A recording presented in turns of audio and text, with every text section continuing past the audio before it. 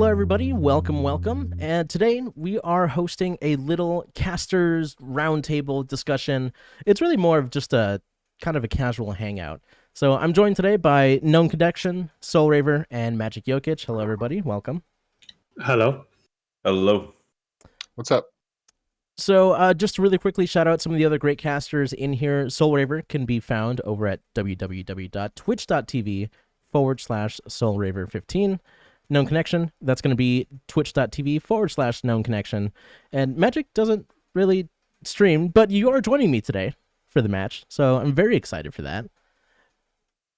Yeah, I'm looking forward to it, and I really love co-casting with you, and I've had a lot of fun kind of getting into it when I've never done it before.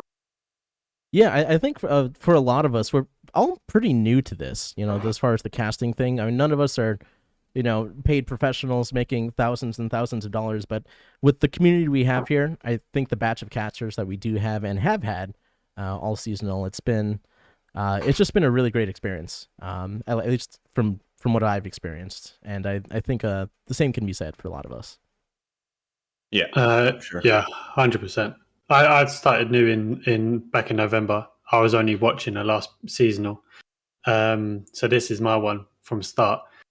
And just watching it and watching other casters in this seasonal compared to the last one, I think the level of professionalism across the line of casters is ridiculously high.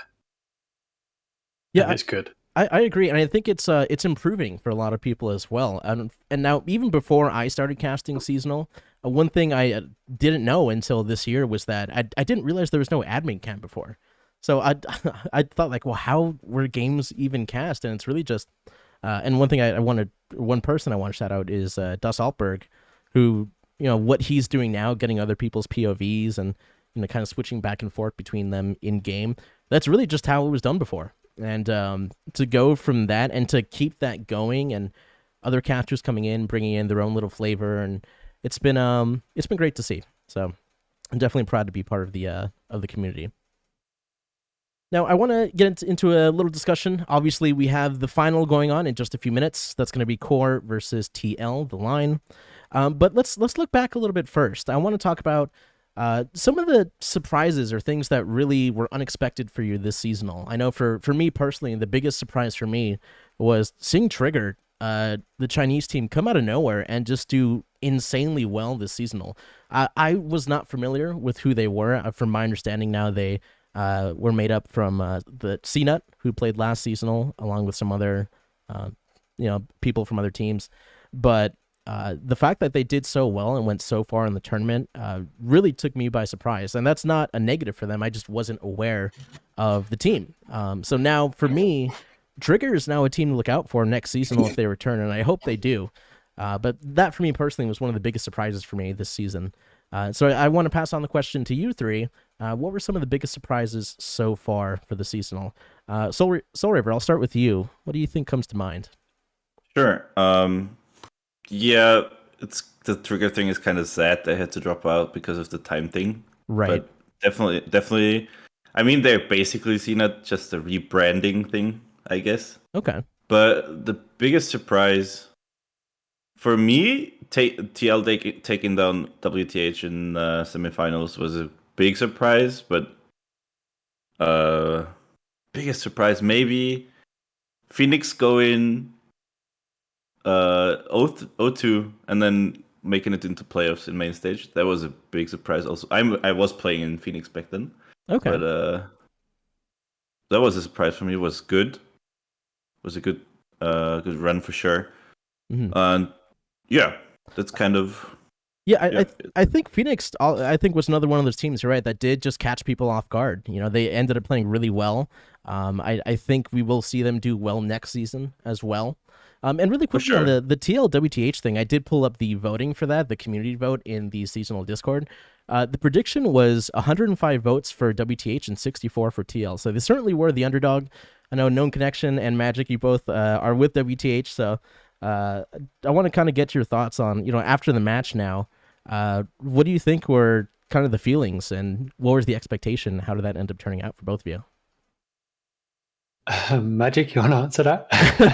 Well, I think we all kind of expected to win the match. Right. Maybe a little too much.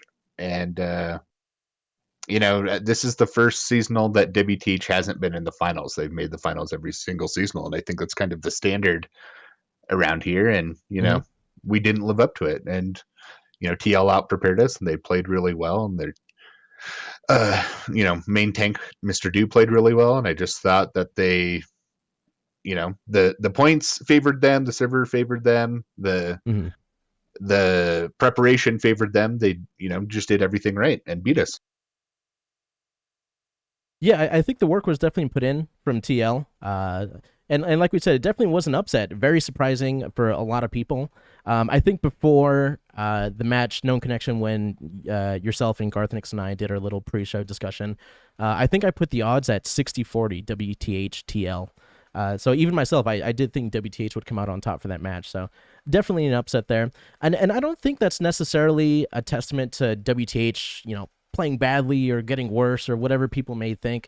I think it's more so a testament to how many teams are getting really good now and the improvement we're seeing from some of these other teams.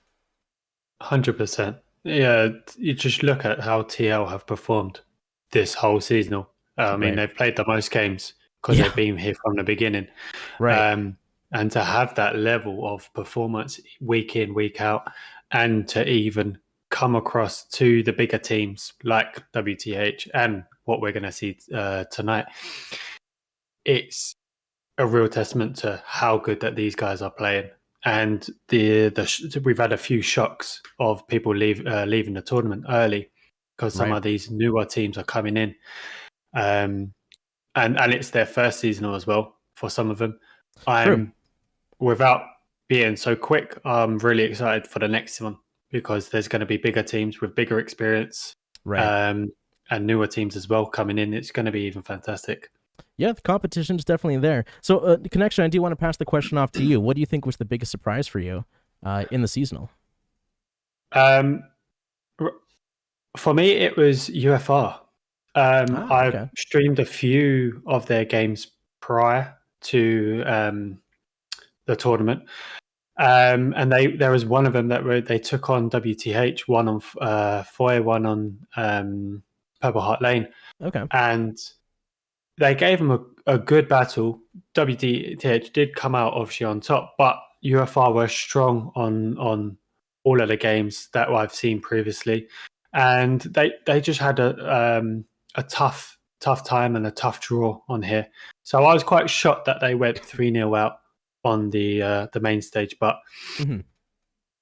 I think they'll come back and they won't be happy with that for sure. So I'm quite disappointed with that. Yeah, absolutely. I think that's definitely motivation for a lot of teams. We've seen people talk about that in the seasonal Discord as well, that, for a lot of people, even if you play really well, maybe you don't come out on top, maybe luck is against your side or something goes wrong. A lot of people and a lot of teams have learned from their games. So even from some of the teams that I think went 3 and out and were just, almost immediately eliminated, I think the qualifiers next seasonal will be very interesting. I'm curious to see how that plays out. So, Magic, I'll pass along the question to you to finish it off. Any big surprises this seasonal, things that you didn't expect? What comes to mind for you?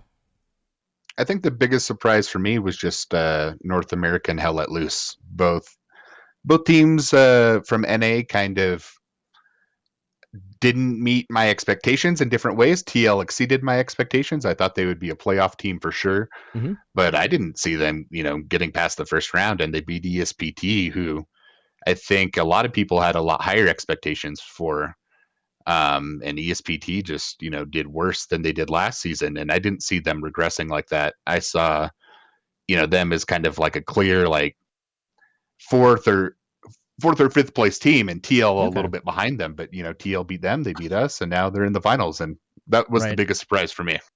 Yeah, I think that rivalry is one. Well, obviously that NA rivalry is huge. Both players really passionate about how they perform. Obviously, with them playing each other twice, tensions were very high. So I think everyone was excited to see how that played out. TL obviously came out on top. They're here in the finals to play CoRe in just a few moments. So yeah, definitely some upsets this season. So I want to move on and talk about the role of casters. all of us, Magic, I know you most recently you joined me for your first cast a few weeks ago, but Connection, Soul Raver, you both casted games this seasonal, and just because the four of us are here, I kind of want to talk about what are some of the tougher things that people maybe don't realize about casting, things that people don't really see on camera, because we all know it does take a lot of prep, a lot of time before and during the stream, and there's always a million things going on. So Connection, I'll toss the question to you first this time. What do you think are some of the toughest things about casting these games? It has to be the prep for me. The amount of prep to make sure that your stream is worthy of the game that you're playing, of the stage that we're currently at. You have to up it each time, and to have the correct information as much as possible, and to do your research on the teams as well. You know, knowing their history, knowing who they are, where they've come from, what results, what maps, what point, who the players were. It's actually quite a lot of information to take on, and there was 24 teams, and a lot of them were new, so you had to do your research. And I think that's one of the main things is the prep work, not just the stream, what you visually see. It's what you hear as well. Absolutely. And don't forget those juicy stats, which we will see this coming Monday on the recapping. What channel is that going to be streamed on, Connection, so people can tune in? That will be on Garthnix's stream. Garthnix. Okay, perfect. So that'll be twitch.tv/thegarthnix. That'll be Monday. If you're in the United States, that's 3 p.m. Eastern. What is that GMT, Connection, if you don't mind me asking? What time would that be? Should be 8 o'clock. 8 GMT. Perfect. Awesome. So, Soul Raver, we'll go to you. What do you think were some of the toughest things this seasonal about casting these matches? So, basically, of course, I 100% agree with what No Connection said. The prep time, all the effort going into preparation, like prepping and having all the fine-tuning things, on your stream. And there's so much going on during the match. You want to catch all of it, but if you play the game like me, I'm playing it for more than 1,000 hours, something, I don't know. Okay. You kind of get a feeling of where things are spicy or where the important stuff is happening.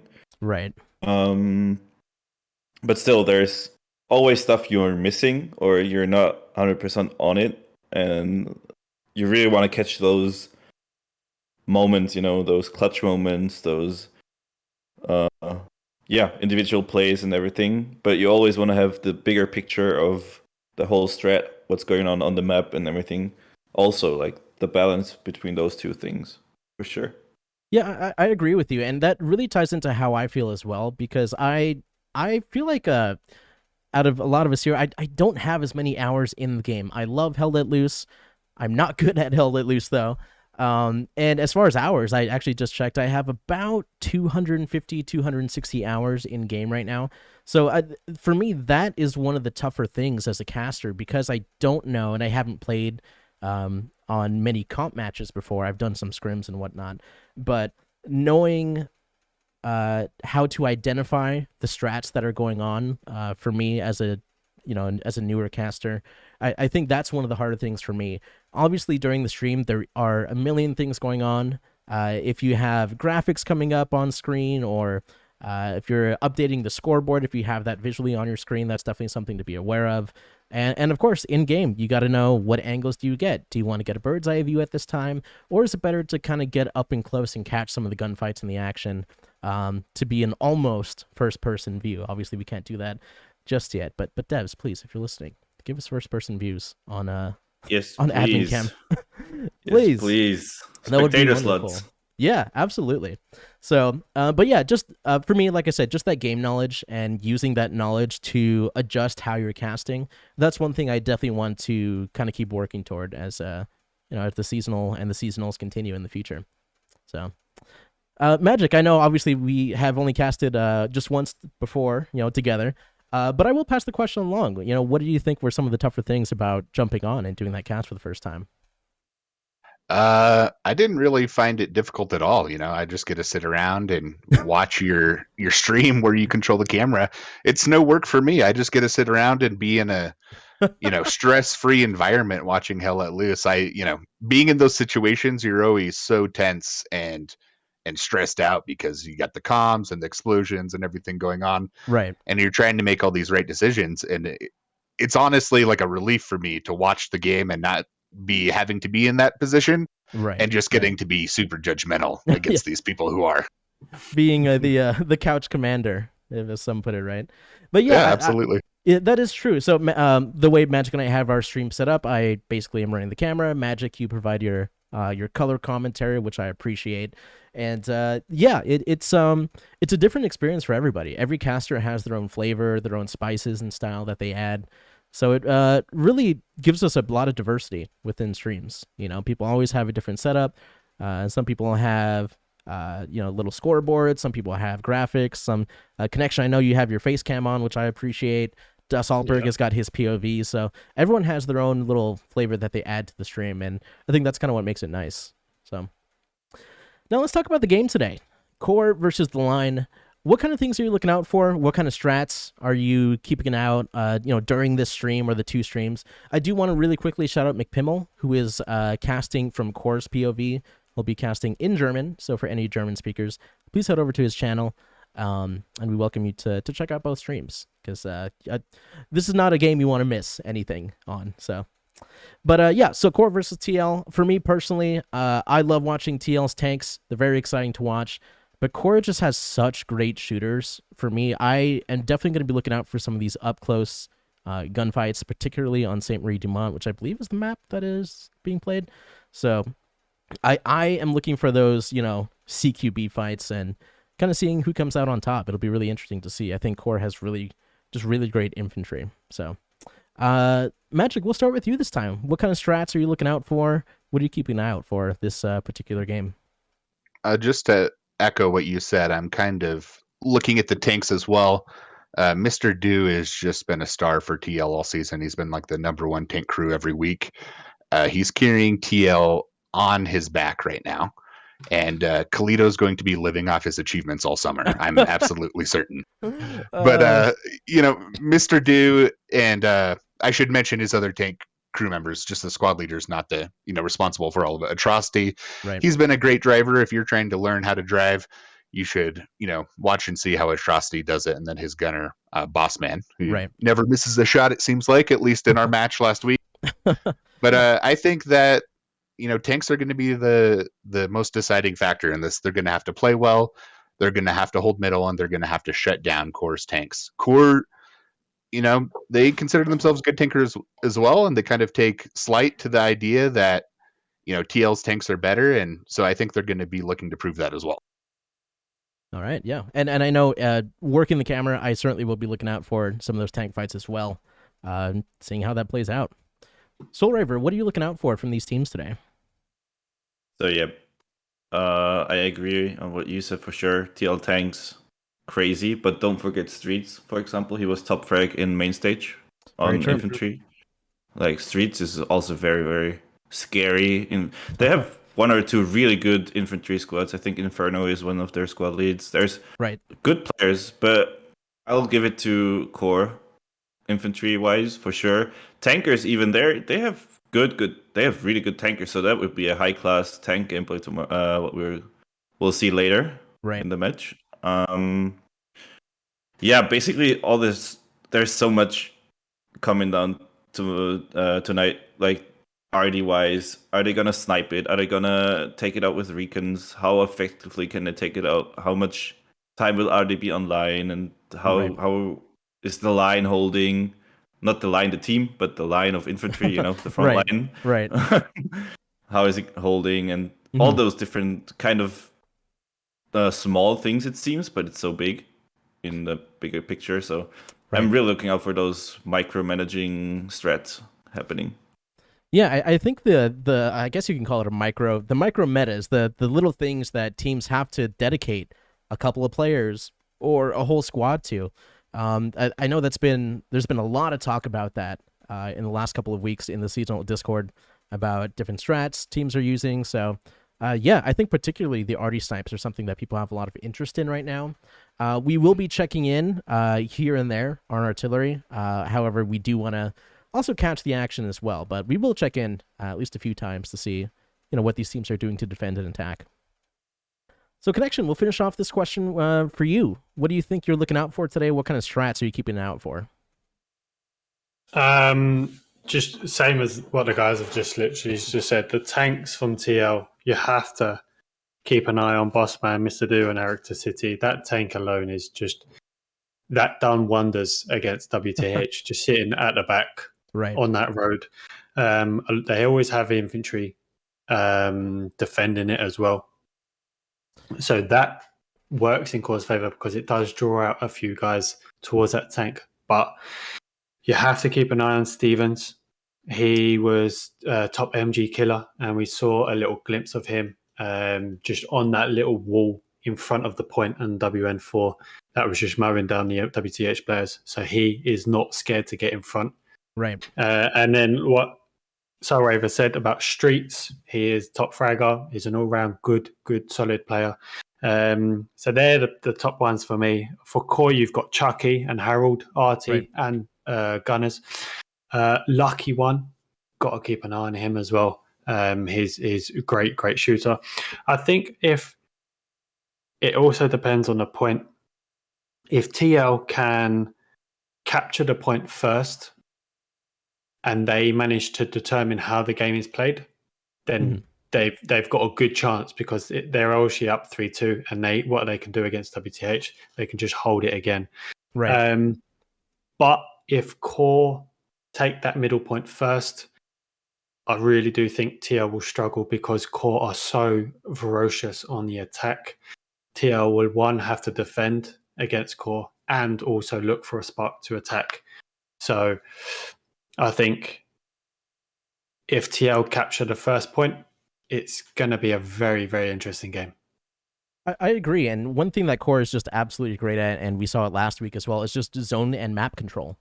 We saw their entire game against Blacklist. They had control of the middle point, north and south of the point on Hurtgen Forest. And it was just this slow and methodical push toward the fourth point. And they ended up capping that and almost capturing the fifth point at the end of the match there. So they almost got the 5-0. It didn't quite get there, but that's one thing that I think CoRe does really well. TL, on the other hand, plays really great defense. We've seen time and time again they can hold on to a point for dear life. And I do think if they do end up capping that third point, even if they're not going for 4-1, I do think that pressure still has to be applied to that fourth point just to kind of keep some of those players back. But I think we're going to see some aggression from both teams today. I don't think we'll see any team just kind of turtle and hold a point up until maybe the last 15 minutes or so, 20 minutes. But I expect to see quite a bit of attacking from both sides, regardless of who caps middle first. But that being said, we've talked about what we're looking out for. In fact, everybody's kind of mentioned a few players that they're looking out for specifically. I think for me, I'm also going to be keeping an eye out for the commanders, Coltrane for the line. I know for CoRe, we've seen a few different commanders. I know Havald has commanded most often, but I think last week we had a different commander, unless it was just a name change. But either way, I'm looking out for the CoRe commander as well to see if they decide to be aggressive and push the front line. One of my favorite things to watch from WTH, for example, is Heidi being a frontline commander. It just makes it more exciting. So I'll be keeping an eye out to see the positioning for those two players as well. Usually it's CoRe Havald, yeah. It is, right? It's their main commander. Yeah, usually yes. Okay. Yeah, and honestly, I really want to see some top Havald play from this final. I think last seasonal, he kind of played a little poorly and made some mistakes. I think he was feeling some pressure from being in the final, and I expect him to come back and just be really solid and execute a perfect game.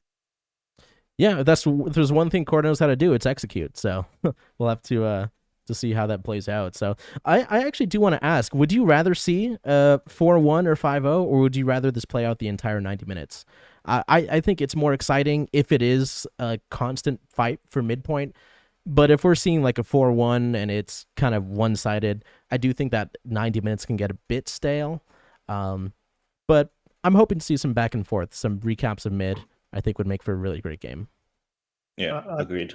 Yeah, I think 90 minutes for a final.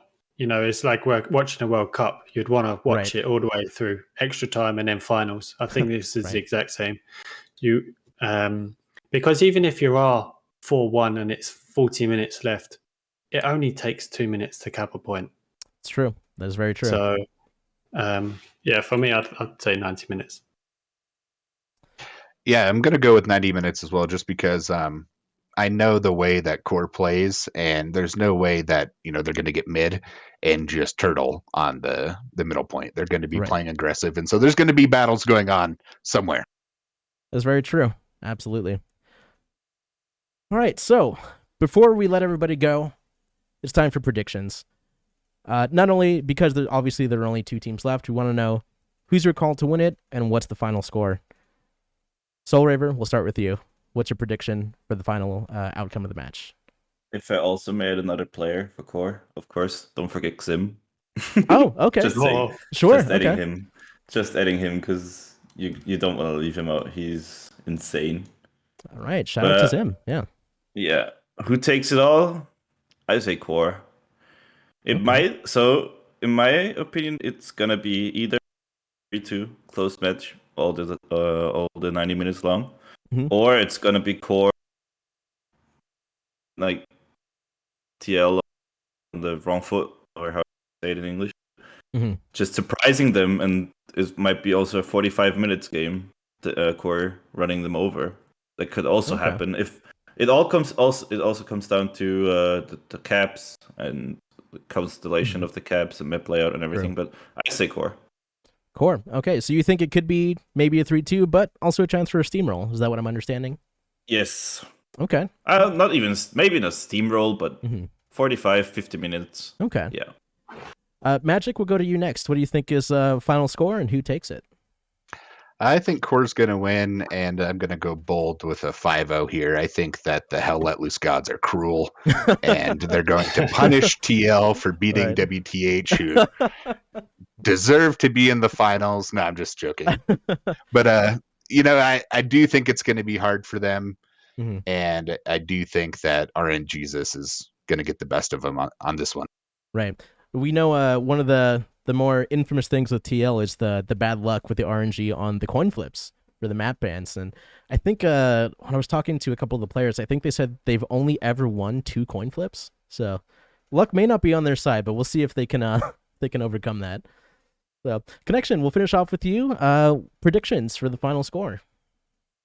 If it doesn't go 5-0 in about an hour's time, then I think CoRe will comfortably win 4-1.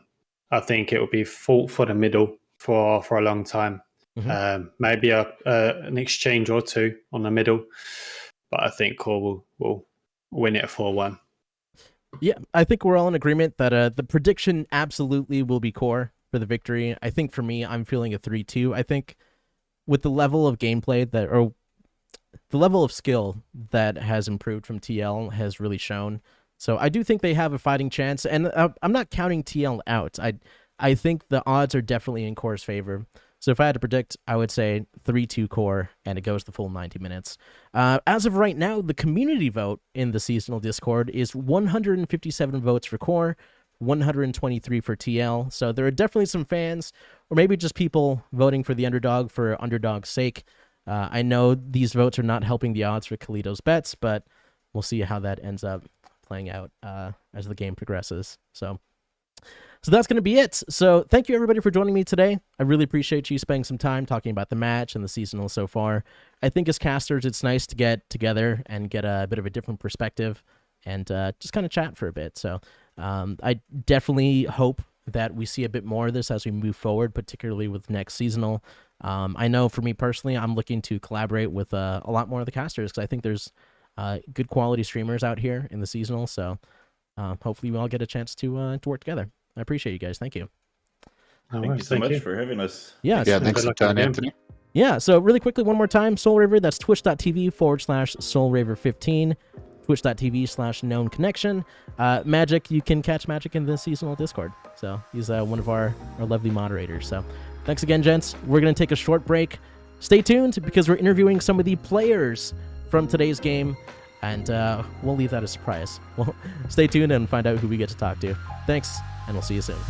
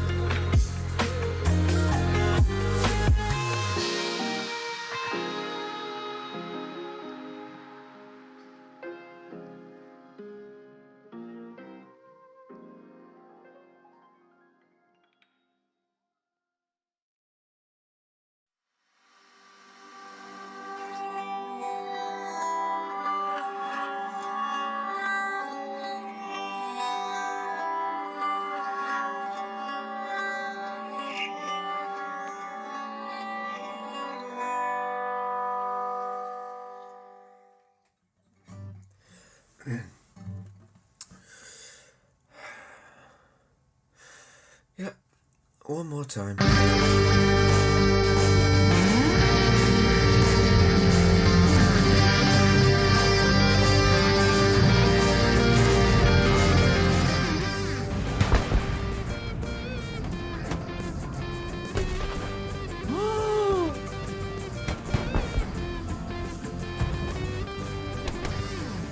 Crusader!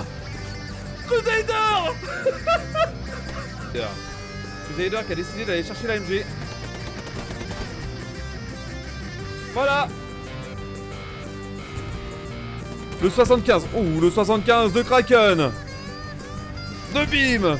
De Boita! Oh là là! Bommel! Ah ouais, non mais là ils sont tous vénères, ils le voulaient ce 75. On avait les 2 tigres, on avait 3 AT dessus. Well, maybe yes. I think it's gonna go into repair instantly unless it's a satchel, and he is not. Yes. Yeah, somebody got spotted, and they're already turning around. Ah! With the shot against the wreck here. Ah! He hasn't got it. He doesn't. Nope. No, he's pinned. Oh my God. Who is he? Who's the driver? If he gets this medium before the satchel goes off. Dude, the medium. Oh my God. What a freaking duel. Oh, let's go. Let's He's go. got him. See it. Good night. Oh, Good night. traded. Perfect timing. Perfect. Seconds if you see something explode. WH should have been.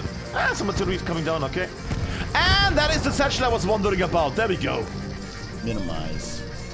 Oh, I guess that's it. Oh, is that? Yep, there come the rockets, baby. There come the rockets, baby. Let's go. This is all the time spent. Here you go. So now he. Yep. Did There you goes just- done. did Yes. you- Let's did- go.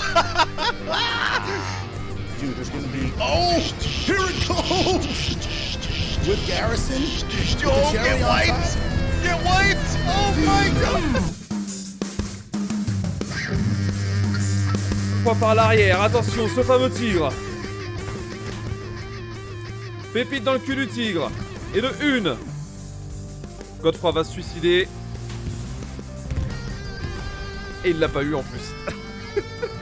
Pas lui. Look out, boys. Look out. These little things, I tell you what, they can cause you a bloody lot of grief. Oh, ho! Not that one. That one didn't cause any grief.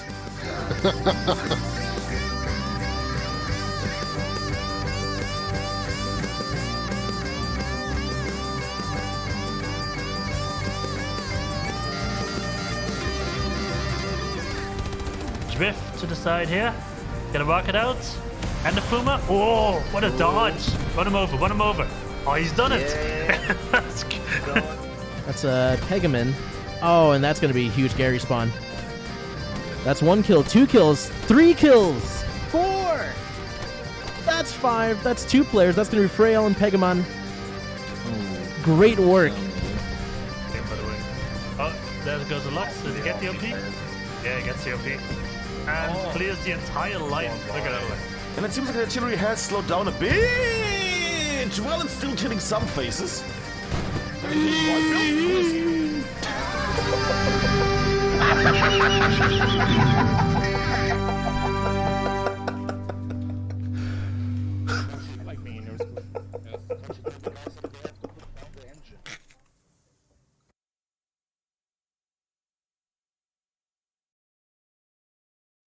And we are back. Welcome back, everybody. I am Mr. Nitro, being joined by Havold and Zoom from CoRe. How are you both doing today?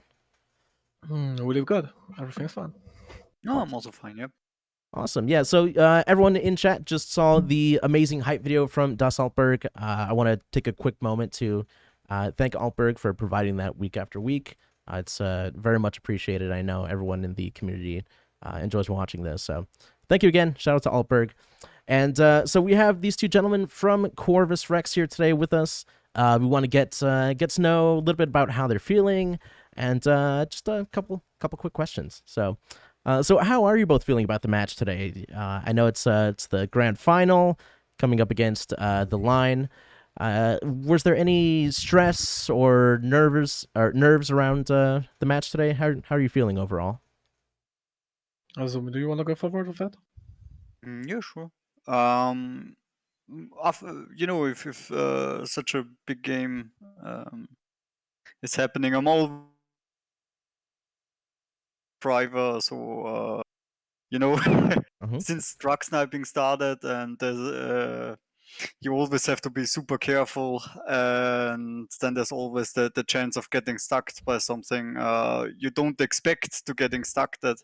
So I'm training my routes to be as fast and safe as possible. And yeah, then after I drove the truck, I'm usually like in the game and not nervous anymore. But at the start, I think I could need a Xanax, but after that, it's fine. Yeah, we talked about this earlier with Known Connection and Soul Raver about just the kind of the micro meta of just these strategies that teams are having to adapt to. So whether it be the truck sniping, RD sniping, there's just a lot of new things that have, well, maybe not new, but a lot of things that have become more popular this seasonal that, teams just need to be ready for. So I can definitely understand that. That's true. Havold, how about yourself? Any thing that you were, maybe stressing or nervous about before the game? Not really. Like, we know that the Line is preparing a lot. They have shown that against WTH and other teams before, so I know what they are capable of. But on the other hand, we are always good prepared. We played a lot of these maps, like before we played SMDE, like since it came out, the new one. We've learned quite a lot on this map, and I think we know how to handle this, and we will see how it works out in the end, Yeah, and I actually do want to touch on that for a moment. So you're playing St. Marie Dumont as the Allies. And one thing that I love to watch is the map bans each week. So was there a specific map and faction that you were hoping to get, or was SMDM Allies your top pick? I can't say really whether we had something in mind. We just started banning some strategic stuff, like after the Russian maps were banned because nobody likes to play them. We decided like SME we played SME very often. Everybody knows how we play it, so we decided not SME. Then there was Utah, and we don't wanted to pick Utah allies, so we also voted against that. Then there was still a Quarantine, Purple Heart Lane, and also like SMDM in the bucket.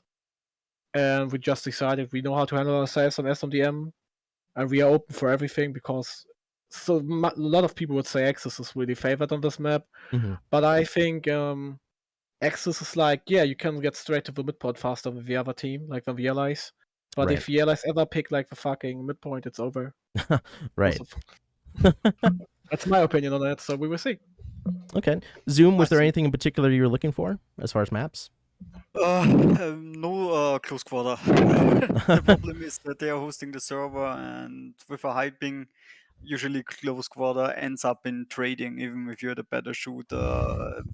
It depends on the server performance, but we will see how it is today. And I don't think that this is like DL is running a bad server or something. With what I've recently seen in Hell Let Loose is that most servers are not like stable. And you know, there was like the Altberg stream where it was seeable that Duba wasn't too happy with the performance of the line server. Right. And so I prefer a map with long range engagements over a close quarter battle. So when we now look at Cap Favor, I would say that Sainte Marie de Mort, so the point Sainte Marie de Mort, the church, right, that could be very, very nasty. We had this against GOF once, and it's mostly just you trade. You know, you give someone a headshot, and half of a second later he drops, and you get the sound. So right, it's kind of strange to play close quarter on a high server. Yeah. Yep, and that is one thing that definitely needs to be taken into account, particularly with these NA versus EU or EU versus China matchups. And the time zones aside, you know, just getting the right server definitely makes a difference. Now, overall, talking about factions, do you think, not just on one specific map, as a team, or maybe just you personally, do you prefer playing allies or Axis? Do you think one faction has an advantage over the other? I would say you can see in our match history that we almost prepare to play Axis almost all the time, because we'll see like a lot of like pro points on that for the guns and everything, and for the classes. But like, I think Alice is also okay. It's just like an update before it was more like difficult because of the tank issues. Right. But right now it's more balanced than it was before, in my opinion. Zoom, what do you think? I'm sorry. Go ahead.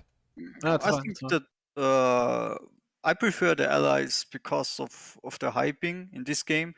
But overall, I would say that the Germans are a bit stronger at the moment, not like excessively stronger. But the fact that the tanks are only penetrable over the back for ED guys is a fair point for the Germans. And also the STG is way better than the bar. But then on the other hand, you have like M1 Garants in every class. It's very decent what the US side has to offer. And I think on this map, I wouldn't say it favors us, but with the hyping, it's good enough, I guess. Maybe, a bit can help make up for it, right? At least. Yeah, exactly. Okay. Better have an 80 with a Garant than an 80 with a K. That's the point. So this is CoRe's second final, if I recall correctly, at least in the seasonal. Last year you went up against WTH. Do you think this one feels different? Did you have to prepare a bit differently when playing the line versus WTH? That's hard to say. Like, we prepare always. Like, season is really like, every time when we play season, it's really like important for us. So we really like put the best we can do in the bucket for that. So I would say it's not different to what we have seen before, done before. That's my opinion, to be honest. Okay. So, yeah. But what's your point of it, Sim? Come on.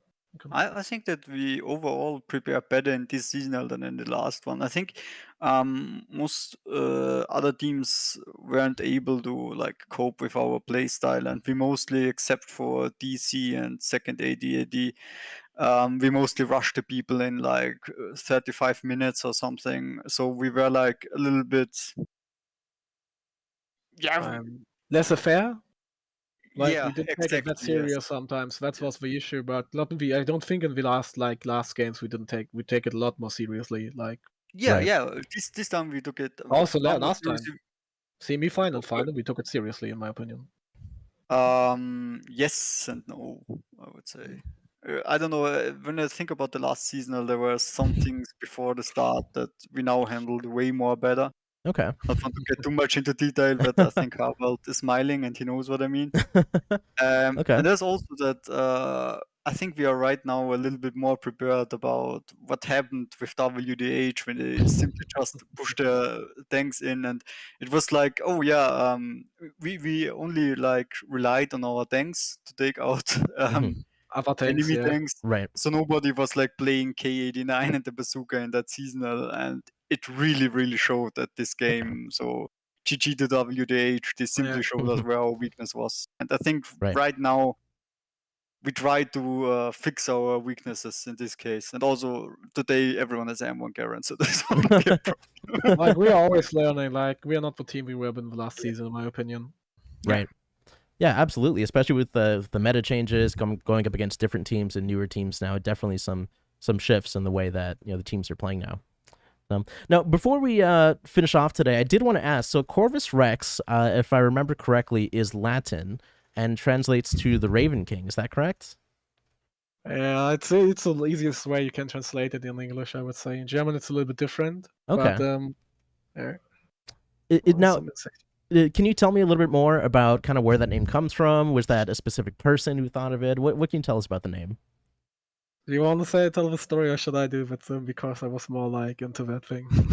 I just came when Corvus Rex already existed. Okay, cool. I told Raisin that you should pick Angriffstrupp Allmann, but But the point about is like when last year when we founded Corvus Rex, we were like 104 pi from Summer Cup and the Ground Cup, and we fused together with half of them. Okay. And then we were all like, we want a new like identity somehow, because like nobody wanted to be permanently intoxicated forever. Nobody wanted to have a, as we say in German, Zahlenclan, number clan name, 104 anymore. So we came up with a vote, and there were a lot of like, a lot like meme names and stuff, or like really offensive salty names. Okay. And I personally study history in German. So I had the idea, why not pick something that also sounds some kind of cool in English? Okay. So I came up with Corvus Rex, and when I rigged the vote a little bit, I talked to some people in private to get the votes, and yeah, that's how we got Corvus Rex in the end. Awesome. Okay, yeah, I think I was just curious for myself personally, and I think there may be people in chat who would love to hear that story as well. So thank you for sharing that. So one last question before I let you both go. If Corvus Rex does come out on top today, how are you celebrating? Any plans today? Getting back on pubs, or what's the plan today? Summer break. Summer break. All right. I think I'm gonna straight deinstall Hell Let Loose and then reinstall it the day after. But we could even just to make a statement. We could also just cancel the clan after that because we got where we wanted to be. You know what I mean? Right. It will be yeah. Basically a big summer break, I think, for a lot of us. Like we will come back for the ECL and stuff. Right. But I have to do a lot of work in university stuff, so that's my last game for the next 2 months. I see. All right. Well, a much-deserved break after quite a long seasonal. Havald and Zoom, thank you so much for joining me today. Good luck out there today. We're hoping for a great match. And if I may make a request, let's do a 90-minute match, guys. No one wants to see a steamroll. So, just kidding. But let's hope for a fun match from both teams. Best of luck to you, and thank you again. Thank you, man. For everyone in chat, we'll be back in just a minute. We'll be talking to some of the line players. We'll have Coltrane, Mr. Do, and Inferno. So stay tuned. Don't go anywhere. We'll see you soon.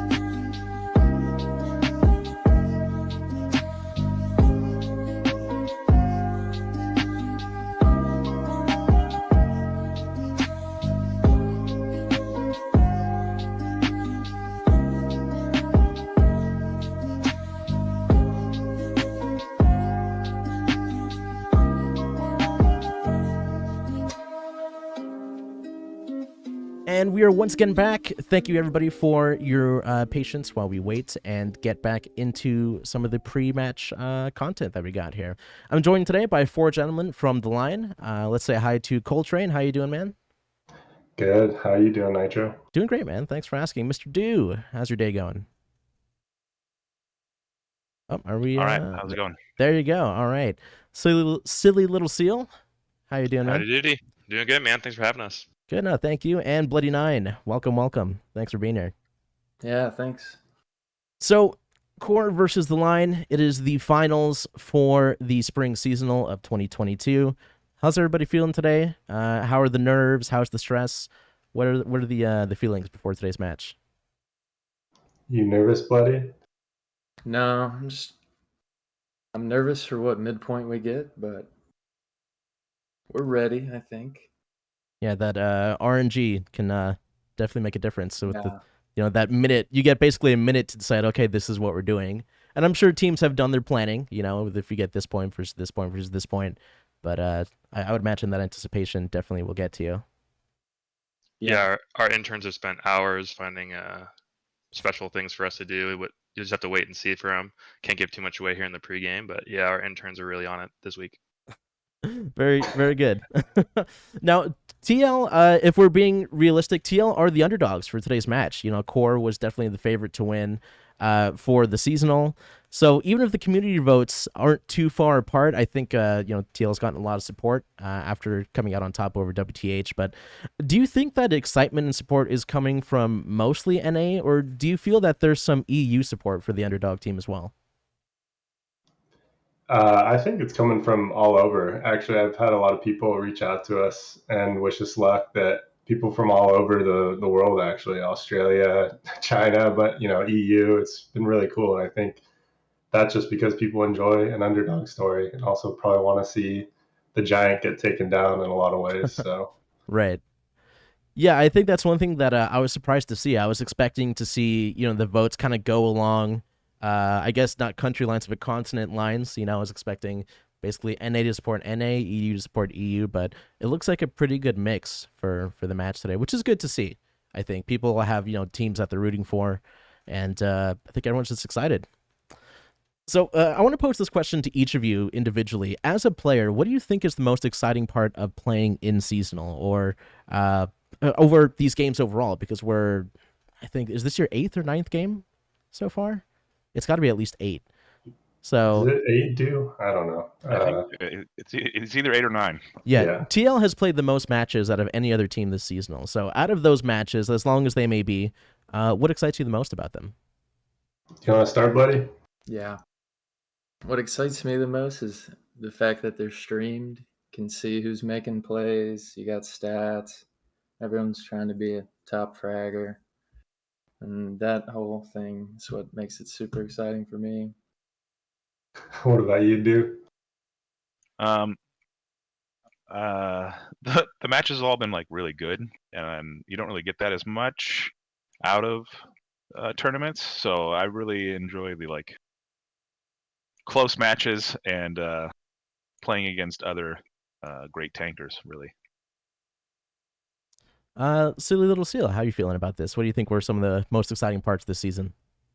Yeah, so I think, just us being from the qualifiers, being able to play that plethora of matches to just see how far we've grown as a team, going from losing to teams that, now that I think we could do really well against, and just really living by the edge of our seat in some of the better games like the WTH game. That's a really quality team.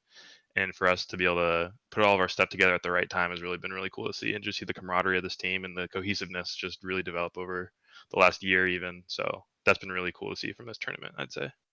Yeah, absolutely. And I think that kind of that bond that is formed with these teams over this season as well, it definitely shows in the excitement, even not just in the in-game chat, with in-game comms. We're talking about the seasonal Discord as well. It's definitely apparent here in what we're seeing, at least from the spectator point of view. Cole, what about you? Let's pass it on to you now. I think it's cool. What excites me a lot is every team is a little bit different. It's with 50v50, there's a lot of variables. So every team we play is gonna feel a little different to play against, and we kind of are always trying to figure that out beforehand and adapt to it. I wouldn't say, there's anything like any crazy strats or anything, but we try and learn a little bit about the team and adjust and how we're going to play, or at least how we're going to tackle the issue of beating them. So I think that's pretty exciting for us, as every game feels a little bit different depending on the team we play. Yeah, no, absolutely. Especially with teams from different regions, people have different strategies. And we talked to CoRe a little bit about the kind of the micro metas that are forming with, you got the tank snipes, the arty snipes, these little things that teams have developed to just get that slight edge over the other guys. So now, as far as the other guys, I want to talk to Mr. Do for a minute here. Your tank and your crew are consistently the highest rated crew almost every week, if not every week. So I want to ask the question to you now. What do you think were some of the most challenging tank crews, or even if it's just one crew, what were the biggest challenges you faced with other tanks? Well, first, only reason we're doing so well is because of the other 6 people that are in our tank core, which would be Kalito's tank with Grecker and Unique, and Dark Ninja's dedicated support tank squad, which is Dark Ninja, Cosmos, and Tommy. And we couldn't really get to where we are without them, so big thanks to them. As for the hardest tanks that we've fought, I think I'm going to go with Trigger. I think Triggers were the best tanks that we've come across. Okay. Yeah, one thing that was also mentioned earlier with some of the other casters when we were speaking today was Trigger, at least for me, kind of came out of nowhere. At the time, at the start of the season, I didn't know that they were formed from what was CNUT. So Trigger to me was really the biggest surprise, as just a newer team that just went really far in the seasonal. So I'm hoping that we see them back next year. I think they'll put up some good fights to some of these other teams. But yeah, that's interesting that Trigger maybe the most challenging tank crew. Just wish we could have got a good rematch on them. Yeah, well, hey, maybe soon. So one thing that we have been discussing today was the map and faction picks, basically the map ban. Now, the game ended up being Saint Marie Dumont. You are playing as the Axis side. Was this the top pick that you were hoping for, or do you think there was another map that a few of you might have preferred, or map and faction, I should say? And I'll pose that to any of you. I can briefly touch on the banning process, and then we can hear what everyone else preferred.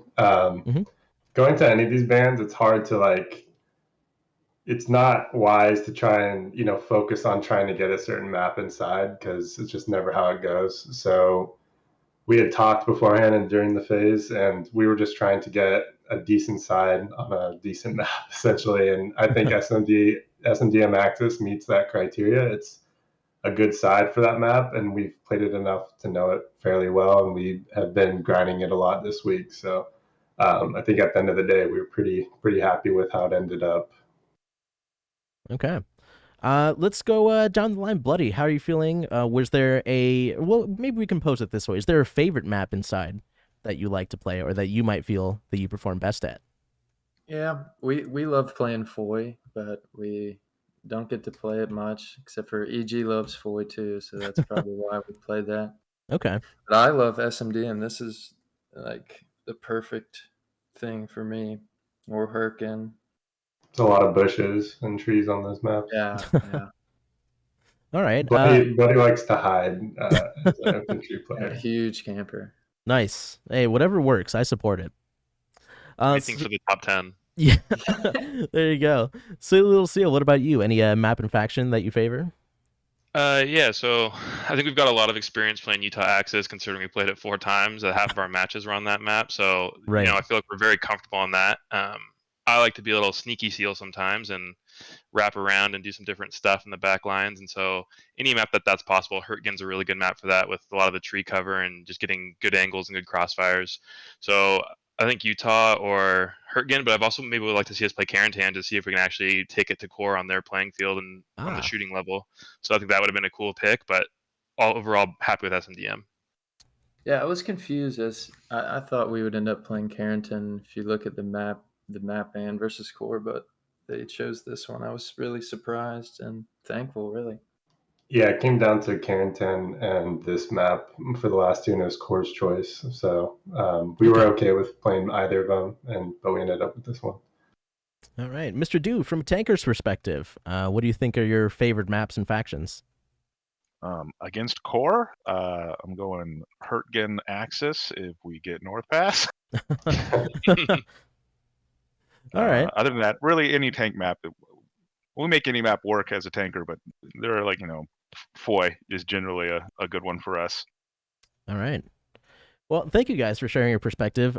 Before we send you off, I want to thank you for joining me. Appreciate you taking time out of your day before the match to hang out and chat for a bit. Now, if TL does come out on top today, I want to pose the question: how are you celebrating? You going straight back into pubs, having a drink? This is ending right about a little bit after lunchtime for NA. So what are your plans after the win? I think we'll all probably hop on webcam at the end and just watch our artillery player Mage take a bunch of shots. I think that'd probably be pretty appropriate. No, I'm just kidding. Yeah, I think we'll just be hyped and for all of today, probably hang out, watch the VODs together, have a little in-house Discord party, and then kind of rethink what we're doing next. If we lose, we're gonna challenge him to a Counter-Strike match, and all will be decided in that. There seems to be a little bit of talk about getting a Counter-Strike seasonal going. So Heidi, if you're listening, make it happen. Burning Lands. If we win, we won't be able to hear anything because the last 2 minutes of officer chat will be a cacophony. Yeah. A little known fact is Tails birthed from a CS:GO clan, and we just kind of slowly built members by playing pub CS:GO until we had enough to play a one pub hell it loose. So nice. Well, hey, thank you guys so much for joining me today. Really appreciate it. Good luck out there today. You definitely have a lot of fans rooting for you. So if anything, if I may ask, I pose the same question to CoRe. Please no steamrolls. At least make it a 90-minute game, win or lose. Yeah, we're incapable. we'll try our best for sure. Yeah, we'll put the dogs back on the leash. No big deal. Thanks, guys. Enjoy the rest of your day and have fun out there. Thanks, Nitro. Thanks, Nitro. For everyone in chat, stay tuned. We're going to take a quick break and we'll be back with Magic Jokic, and it should be match start in just about 5-10 minutes. Stick around and we'll see you soon.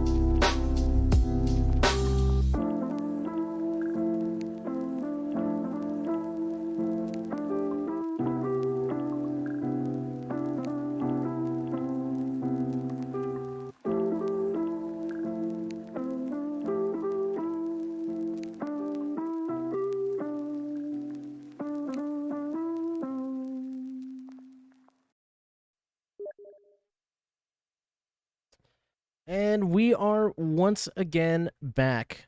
Hello, everybody. Welcome, welcome. We are about to get into today's match as we just jump into a server today.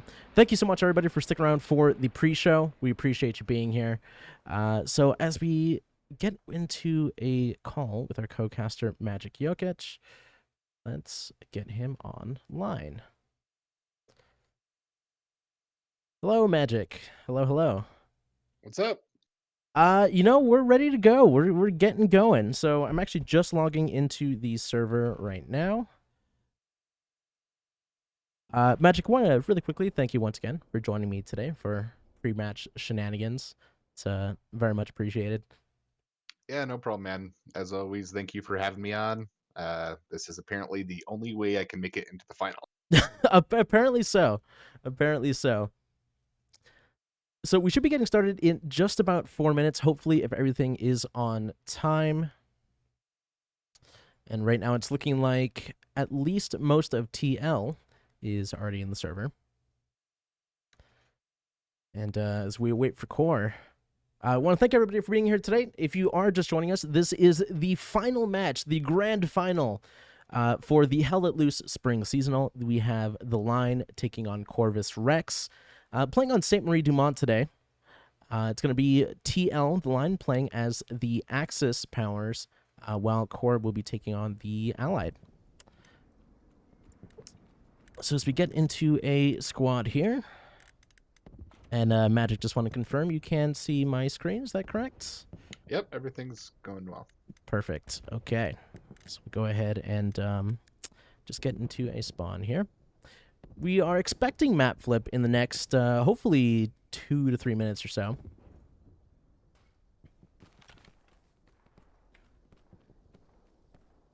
All right. So we are just going to hang out for these last few minutes. As we said, we're hoping for map flip pretty soon. Looks like, actually, we have 99 players in the lobby. So fingers crossed for an on-time start today. Now, if this had been the actual match, it looks like it would have been AA Network for the midpoint with Rue de la Guerre and the Barn, as well as the Hamlet and Hill 6 for points. AA Network, the midpoint. So we take a look here. Magic, if you did have to pick a midpoint to spectate here, would you have a preference for which one would be the most exciting? I'm not really sure. Maybe Pierre's or A Network. Those are usually pretty good battles. TL had a, 45-minute long battle with ESPT over A Network earlier in the seasonal, and I really enjoyed watching that. Yeah, I think we have seen some great fights on this. I mean, Saint Marie Dumont is one of my favorite maps, this one along with Foy. So I'm pretty excited to see how this plays out. We'll pen in on this truck here doing donuts. Or circles, I should say. But once again, we want to thank everybody for being here. For those unaware, if you are following the stream, you get access to these fun team emotes. So feel free to rep your team in chat with either CoRe or the line emotes, or just a seasonal emote. Support the organization that really put all this together. So for today, looks like we will have Coltrane commanding for the American team, even though they're playing Axis powers. It's a bit of a flip, really, with the NA team playing as the Axis and the German team playing as the Allies, but we're going to make it work. So we'll have Coltrane commanding for the line, while Havald will be commanding for CoRe today. And it is now exactly match start time. So we'll see if this flip does happen. We should get a 30-second warning when that does come. So once the match does start, we will keep an eye out for the opening truck routes. Maybe we happen to catch some truck snipes if these teams happen to be attempting that. We'll take a look at the fight over the midpoints. And once things kind of settle down a bit and a team has secured it, then perhaps we take a look at what teams are doing to protect their artillery. Rumor is TL placed one person to literally eat arty shells in their match against WTH. That's a job right there. That it requires dedication. A human meat shield. And, yeah. It just shows you the lengths that teams will go to get an advantage in this game. People will literally do anything. They'll sit in a server for hours and hours and hours trying to find an artillery snipe or counter an artillery snipe. Right. Or, just find positions for their tanks or do whatever. There's a lot of dedication that goes into these matches. And, I don't know how much time each team this season put in, but I know when I ran TC last season, we had a match on Purple Heart Lane where, collectively we had, at least like 80 hours put in trying to get truck routes and tank routes through the water. People put in a lot of time and effort just to win this game, and it means a lot to them. Absolutely. And it is time for one team to win, as we have just over 20 seconds until map flip. We're about to start the grand final as Heidi has called it. You know, I spent a lot of time thinking whether or not I should call it the final or the grand final. But now that Heidi in the announcements channel in the seasonal has called it the grand final, that's what we're calling it for the rest of the show. So welcome to the grand final. Absolutely. Has a little more flair to it. So here comes the map flip. This again will be the line versus Corvus Rex. And hopefully we get a full 90 minutes of excitement. Thank you, everybody, once again for being here. We do also want to let you know that you can check out McPimmel's stream.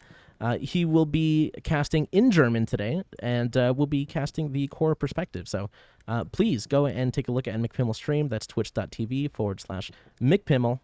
And we welcome you to get multiple POVs here. Yeah, so it looks like it's Pierre's farm, and I'm not really sure who that favors. Getting your tanks over to Pierre's is kind of annoying, so I'm assuming that TL's tanks will be a little late. But the Axis do have a much straighter drive, and so the infantry are going to meet there around the same time, and that'll be a good battle. Yeah, so let's pull up our map really quickly here. It looks like it is going to be Pierre's farm. The line will also be defending St. Marie du Mont and Hill 6, as you can see. While CoRe will have cattle sheds as their secondary point and Winter's Landing as their final.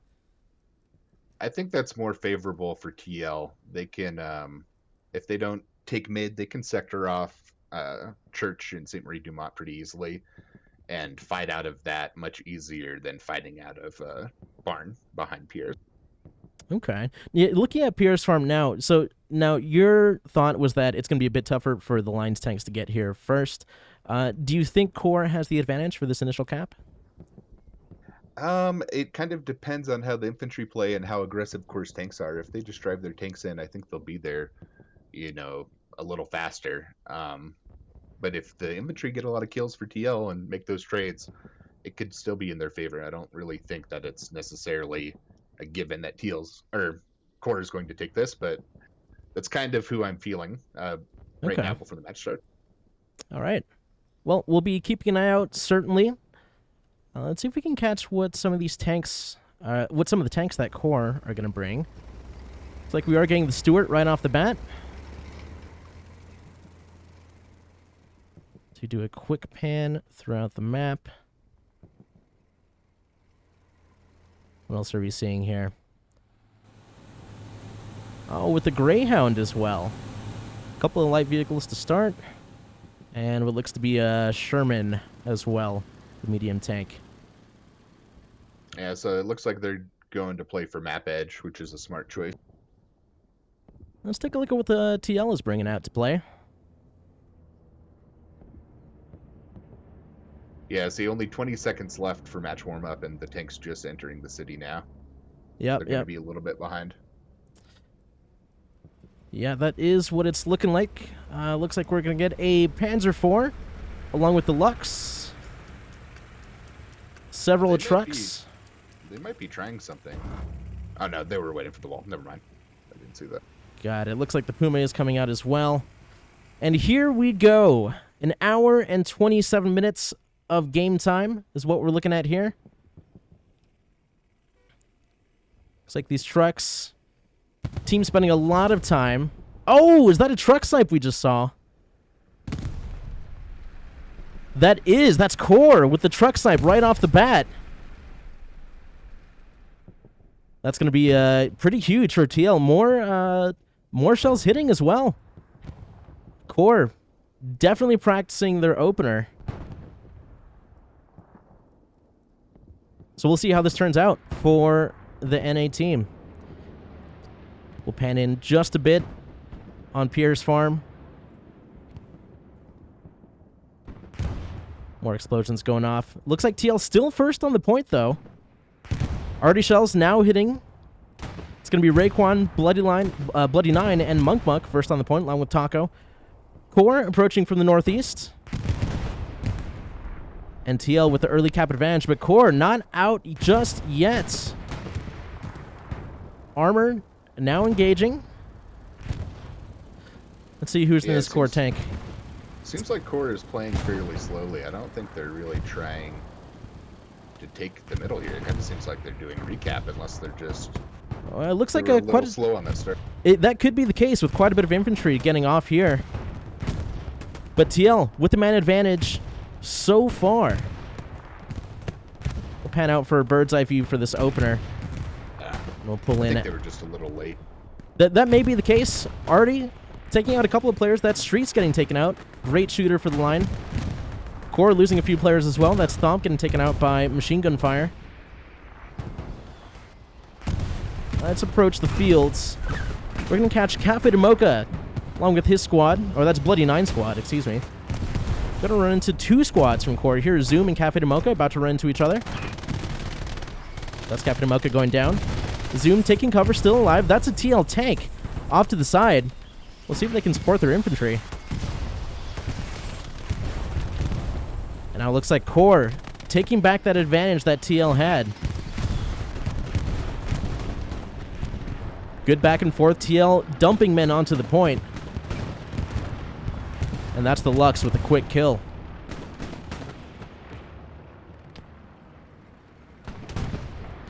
Oh, that's a spawn. That's Zoom and Sema.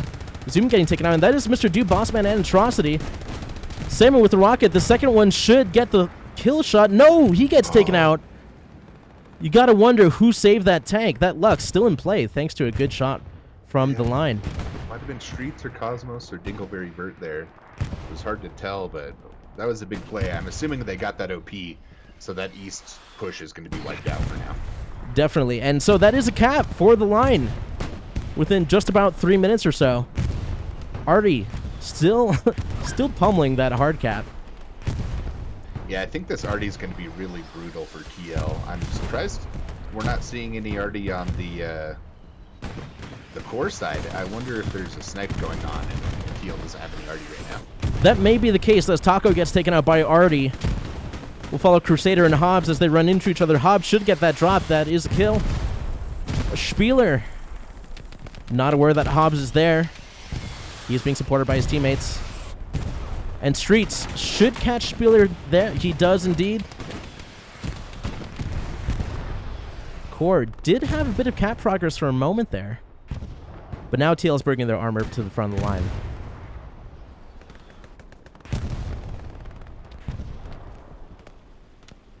So pretty quick cap for the line. TL, I think. So far, so good for the NA team as we pull way out. Let's take a look at the setup for both of these teams. CoRe moving down to the west. This is going to be Ken and Ghoster defending this lane. Taco coming over to support them.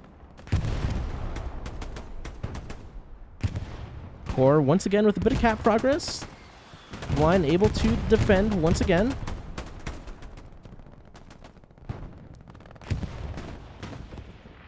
So, as the fighting goes on in the middle here, we are going to check in on TL's Artie to see what's going on there with that. Looks like Artie is operational for the time being. Actually, no infantry from CoRe, at least for the moment, but only one gun operational. So you got to wonder, are these rocket snipes? That may be a rocket snipe, actually, that's keeping them off the guns. But so far, one gun in operation. We'll very quickly check in with CoRe and then get back to the middle of the point. As you go past the cattle sheds and over. That looks like fully operational artillery. No loaders. Just one man per gun, but CoRe with certainly more of an advantage when it comes to the artillery.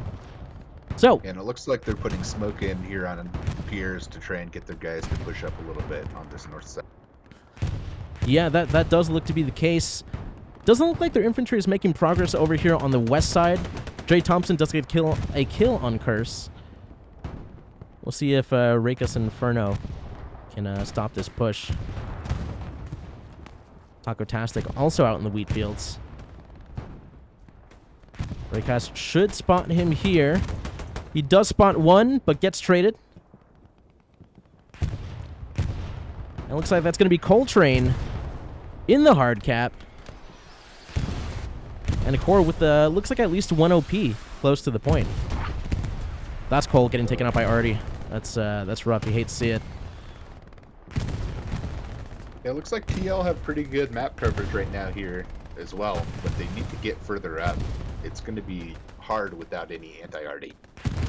Yeah, no, absolutely. I think the fact that CoRe seems to have the advantage with the artillery right now, that could prove to be a problem for this team. Yeah, I definitely agree, because you can see CoRe just walking into the point from the north, and there's no one really there to stop them because middle's just getting pummeled right now. And so, you know, the flanks are really important right now, because if TL loses either of these flanks, they're not going to hold middle for long. Yeah, that is one thing CoRe is good at, is kind of crunching teams and pinching them.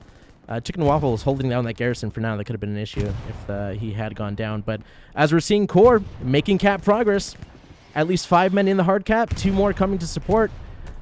Let's follow the squad as they try to hold this point. Along with the tank. That's going to be Tra. He might get a shot on this Panzer IV. He does have his butt turned to him. Street's playing hard cap as well. Tra may catch him off guard. No, it's not.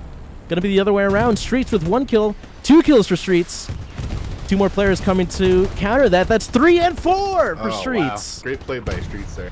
Great defense, keeping that Panzer IV in play.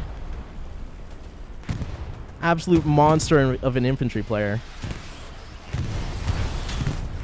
Does get finally taken out along with the Panzer, but a great hold. Let's pull back out for a bird's eye view. That's going to be CoRe getting that cap progress once again. And as you can see, they are in the hard cap, bringing the armor onto the point now as well. Cafe de Mocha getting behind them, perhaps going for this OP. However, that spawn may be an issue. CoRe's just doing really well. As Magic said, they're really just kind of walking into the point right now. And that already basically just ended that flank for Cafe de Mocha. About a quarter cap progress now for CoRe. We're going to back up and get this from another angle. If you're the line, Magic, how do you stop this push? How do you stop them from just walking in? They just need to dedicate some guys to folding in and collapsing from this flank onto the point. Either that or get your arty or your tanks going. That's a huge arty shell right there, yeah. I don't think the arty's going to come back online anytime soon, and that Panzer IV dying there kind of sealed the fate of middle, in my opinion. They just don't have the explosions to take care of guys right now, whereas CoRe do. Yeah, that does seem to be the case, at least for now. And even as we push off to the west, CoRe, just with what we've seen from them are these wide flanks, and as you have said, being able to just collapse on a flank, CoRe might do this to the line before they can do it to them. This should be a pretty easy cap for CoRe here. Not seeing TL doing anything to stop this. But still plenty of time left in the match. A great quick first cap for the line. CoRe vs Rex looking like they are going to get the retake unless something changes here in the next few seconds.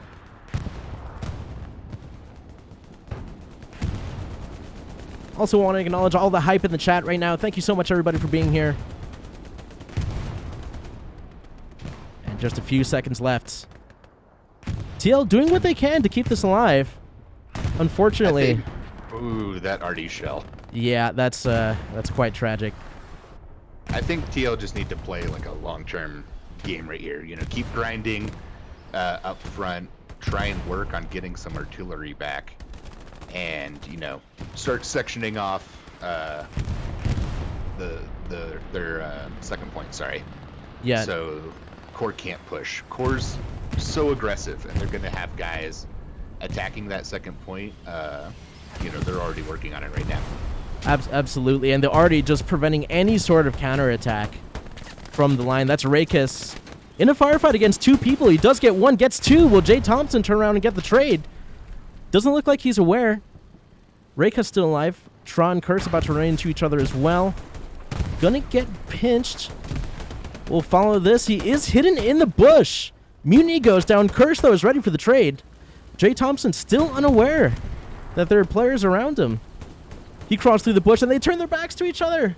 Someone turn around! Oh my goodness. Not necessary. And someone else kills him. That's a Monk. Got his teammates back for the time being.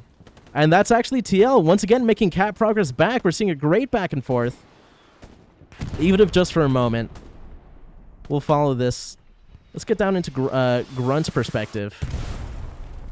As CoRe piling men into this OP. Yeah, Yeah, just, even though TL are getting good trades and good kills, it doesn't matter because they just respawn in 17 seconds. And they need some kind of, area denial like a tank or artillery to counteract that. Yeah, no, absolutely. Let's take a quick look at the map for now. TL, with good presence around looks like that's going to be the east end of the farm. However, over here to the west, CoRe absolutely in control. And as we pan this way, a little bit more to the west, CoRe just wrapping players around.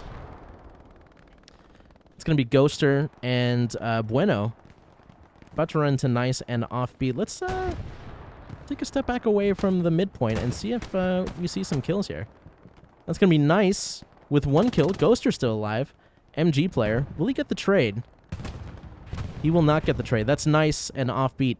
2 kills for that squad. So, CoRe taking control back for the midpoint, holding down this lane from east to west as well. And that's going to be a vehicle going down as well. CoRe also has a medium right in the middle of the point there, so that's a good play by them to kind of solidify this and stop TL's push. I don't think they're going to be pushing much longer. They're going to get this OP in that wheat field that Streets just spawned on. Yeah, we'll see if Streets and Civs can keep this section of the map alive for the line. But it looks like teams are essentially holding their positions. That's Will getting the kill on Civs. Actually, that may be Luck Gummy, excuse me, with Streets and Civs going down. We'll follow Luck Gummy as he makes his way down the street. Just panning around, looking for heads to click on. We're looking at Raekwon here. Looks like was trying to get a kill on Will, however, unsuccessful. And there's a bombing run. That looks like a TL bombing run. How many kills are we going to get here? At least 1. That's 2. That's 3. Perhaps nothing too major just yet. He might have gotten some of those spawns with that. Well, no, it looks like there's at least 1 OP up. Yeah, that is what we're seeing.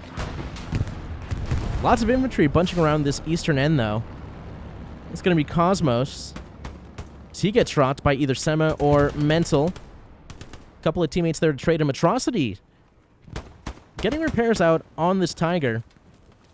Not sure if Sema has any rockets, but either way, to get behind there right now, it's going to be a bit tough. That's Mental with a kill on Dingleberry Burt. Chicken and Waffles trying to hold the angle. Mr. D with the call out. Chicken and Waffles or Daniel getting the kill. And the squad staying alive. You love to see the tank support right there. Yeah, absolutely. It's essentially a 5 or 6 man tank crew, which is how they described it earlier in the day. So, great number of kills. And as we head over to St. Marie Dumont, we did see that ping for just a moment. However, we are also seeing Pierre's farm starting to ever so slightly go back in TL's favor. CoRe getting spawns back out to defend. That's Scav with a kill on Commando Jenkins.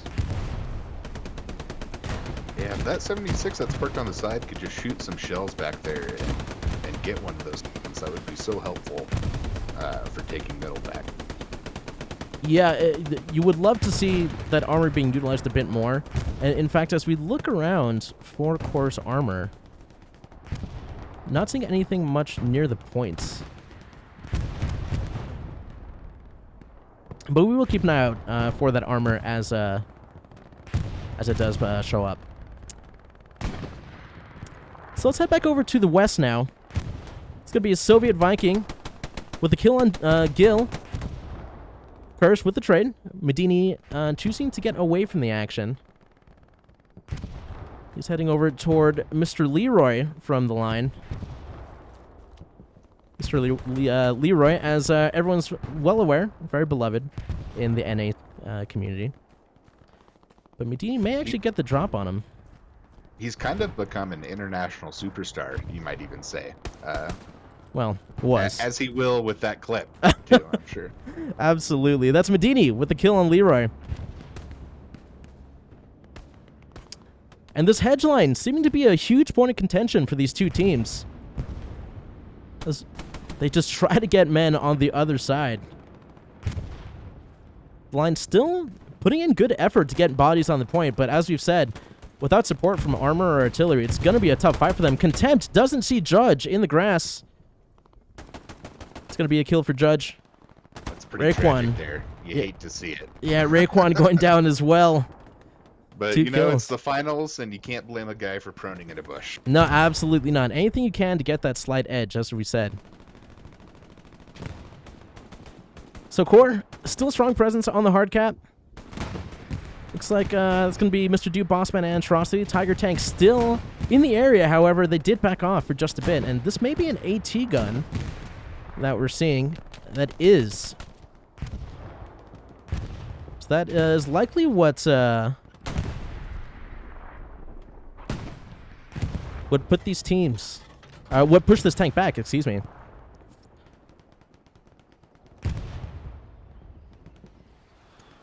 So, we're at an hour and 10 minutes, or under an hour and 10 minutes now. Looks like the Tiger Tank's still up. CoRe still in control of mid. Let's take a look back at St. Marie Dumont. Now, Magic, if you're TL, setting up defense for St. Marie Dumont, looks like Coltrane is just hanging out in the church for right now. But let's take a look at the garrisons in Magic, if you don't mind taking a quick minute to talk about this setup here. Would you do anything differently for this Gary setup? And we're actually going to get a quick correction on a few things on stream here as we talk about that. There we go.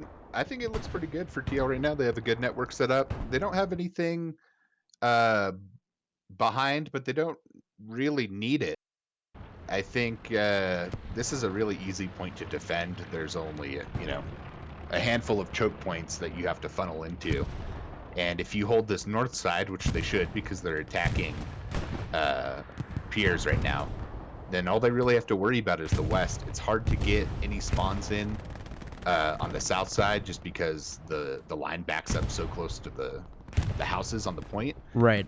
Someone can sneak back there and get something eventually, but it's going to be hard for them, and it's going to be a long-term kind of development for CoRe to do something like that. Yeah, it looks like, as of right now, no real huge push from either team. It looks like the fight over mid still pretty contentious. The line still throwing men back toward the point.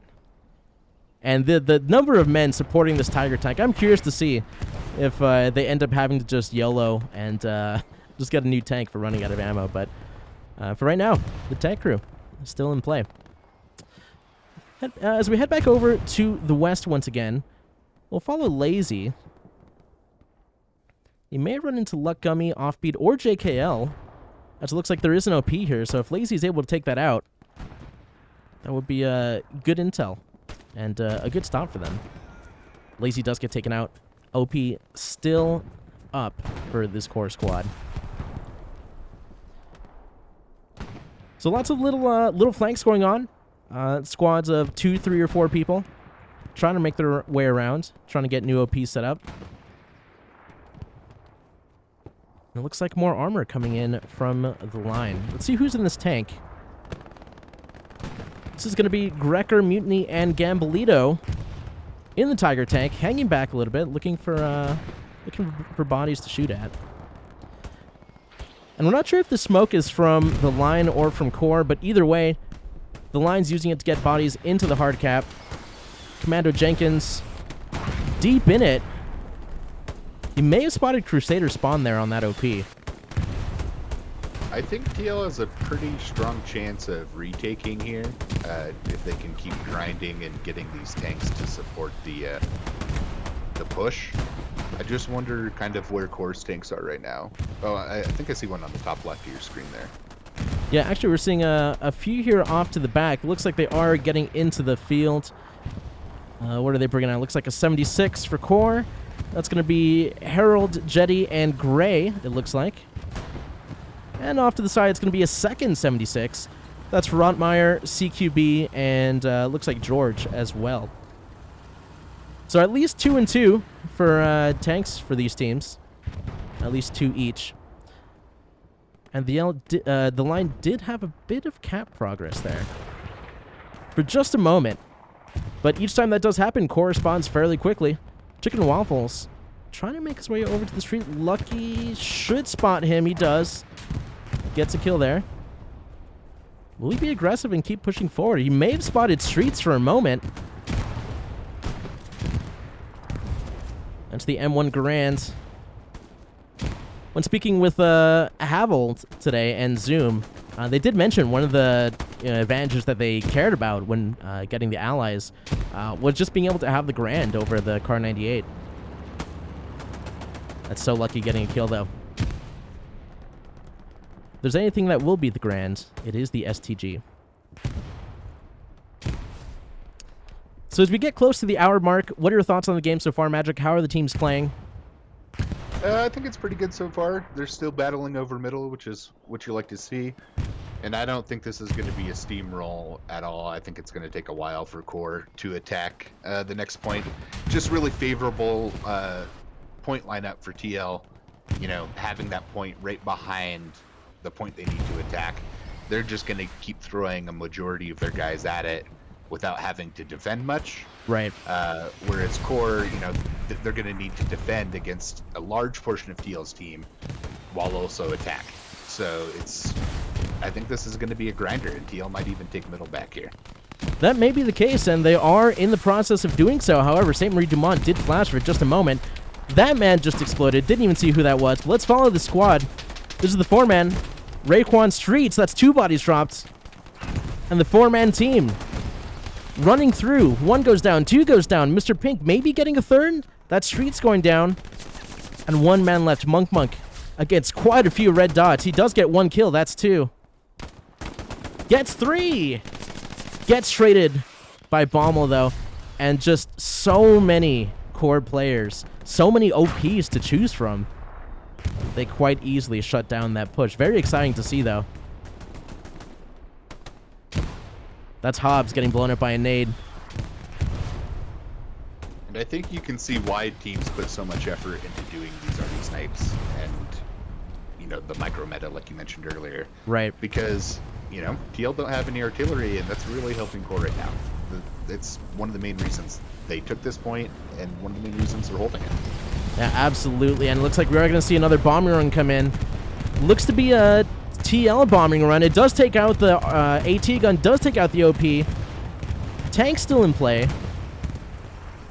That's good for quite a few kills. And that tank is partially damaged. If the Tiger can push, if that one's still on the flank, he can get an easy kill right there on that tank. Actually, what we're seeing, looks like that tank is no longer here. Not sure if it got taken out. Actually, that may be the carcass there. So it looks like the boys finally did get taken out. So we're at almost 1/3 of the way into the match. Smoke still coming down. And this midpoint has just been contentious for this entire time. Let's take a look and do a quick fly around of the map. Take a look at these flanks. CoRe, once again, in control of this western part of the map, which we've seen for at least the last 20 minutes or so. The line sending infantry that way to deal with it, but looks like they're quite firmly still in control. That's going to be Leroy and Ghoster in the squad, but is this a bombing run we're hearing? No, not the case. Want to make sure we keep an eye out for that.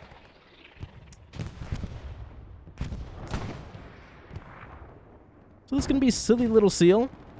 Not sure if these two players are listening for each other. Definitely heard him, Silly Little Seal. That should be enough supplies for a red zone garrison, so we'll see if they do end up taking advantage of that. JKL gets taken out as well. Good kills from Silly Little Seal. That's a tough name to say quickly, just for the record.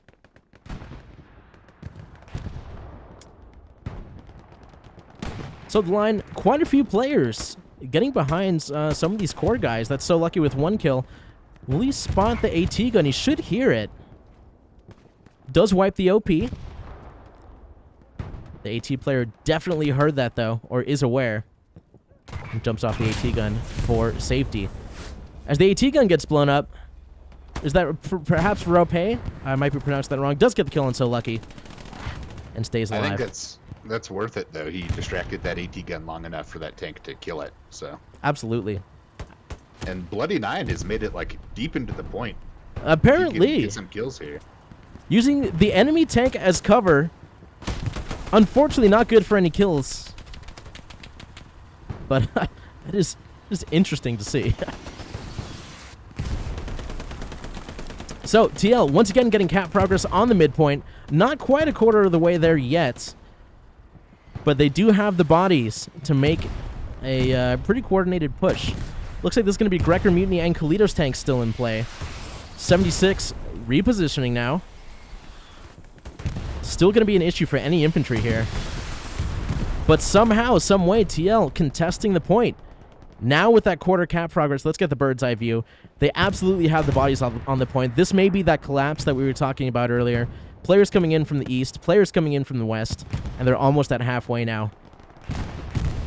76, not taken care of yet. Go ahead, Magic. Yeah, I think they just need to get that last OP that's on the point and find some way to deal with the 76. Yeah, with that still in play, that's definitely going to be an issue. And look at these spawns now.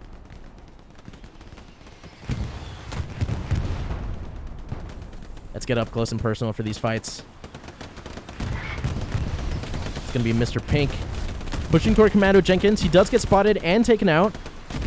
Nade's coming out from Will. Balmo pushing forward as well. That's 2 kills for Commando Jenkins. Let's wrap around and get that other POV. Will he get 3? Return fire from Will. Will does get the kill. 76 once again causing problems.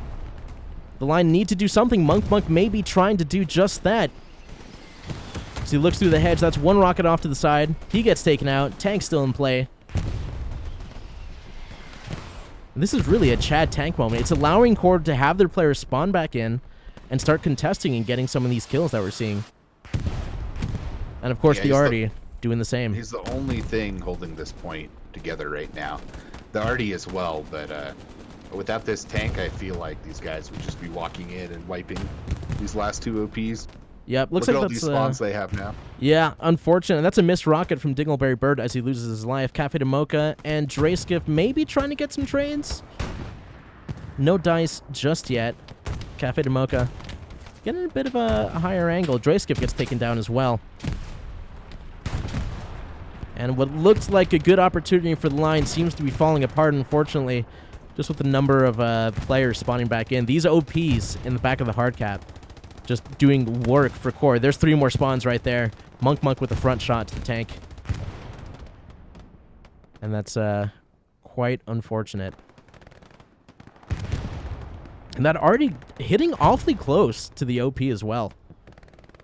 These guys are really just being nailed down, unfortunately. And look at that. There's a shot right off the spawn. That's 2. Let's take a look at the TLRD one more time to see how they're handling it. And it looks like not well. There are 0 guns operational for the line at the moment. Spieler looking to get a kill on Mage. Mage does get 1, but there's still more players in the vicinity. So unfortunate for the line, but CoRe doing a great job of keeping that Artie offline. That's what they need to be doing. It's certainly paying off. It's weird to only see 2 Artie guys back there, you know? Where's the Artie defenders? They need guys back there killing those guys so they can get back on the guns and at least get a couple of shots off. If you could just get a handful of shots onto the backside of that point, that would really help out the push. Absolutely. Where's the meat shields? Let's bring back the meat shield. So, as of right now, the line trying to get set back up in the middle here. We're not seeing that strong presence that we did just a few minutes ago, unfortunately for them, but fortunately for CoRe. As we head back out west, CoRe, good control out on the flanks as well. Bueno about to be surrounded by 3 players from CoRe. There's Ghoster and Leroy with the spawn. Perhaps they catch Offbeat. No, it looks like their backs are turned, but luckily for them, Offbeat doesn't see them. They're running off. Yeah, I think CoRe are more interested in getting around these guys and just getting an attack going on the 4th point. Absolutely, and with these kills that we're seeing here, whoever is spawning back here, they're going to have to be a little bit more aware. And so looks like 3 players going down in this area. But the line still putting that pressure on the midpoint, as we're seeing. And it's just a brutal back and forth for these players here. Absolutely great for spectating purposes, though. There's a nade coming out from Raekwon. Monk as well. He follows. Looking at comms from Taco-tastic as well. Does get the kill on Scav. Calling out for his teammates to clear out the hedge before he does make that push. And this building being a pretty big point of attack. And they're utilizing this to cover multiple angles as well. This is two players right next to each other. That's SOS does get the kill on Hobbs. Rakus not aware that he's here. And that is an interesting play. TL, though, with cap progress. Once again, about a third of the way through. And once those spawns come back, I think they'll start defending. But it does look like there is some arty going off for TL, maybe, on this north side. They may be back online for the time being as we look on our map. Looks like at least one gun is online for right now. So it is better than nothing. Yeah, and see, they're getting a couple of shells on this north side, and it's just really helping slow down these spawns. Absolutely. That is definitely what we're seeing here. And that's good communication for the players on the ground, letting them know, hey, if you get a gun online, any gun, shell these spots. And look how close these are hitting. Let's see if we get a 3-man wipe here. Looks like they get one. TL getting the cap progress now, at least for a moment. CoRe, these spawns just making it so difficult. That's 2 huge spawns within 5 seconds of each other. And one thing we haven't seen yet is a CoRe bombing run. Not using their munitions on that, at least not yet. I think that first bombing run. You think that was a CoRe? Okay, that may be the case then. I don't remember the timing, but maybe it was just to TL. You know, that may be the case then, if that was CoRe first. So, I can't imagine it was, because it looked like it was over CoRe, but I'm not sure. I'd be surprised for them to not be using a bombing run to take out these spawns on the south side. Yeah, perhaps a misclick. You never know.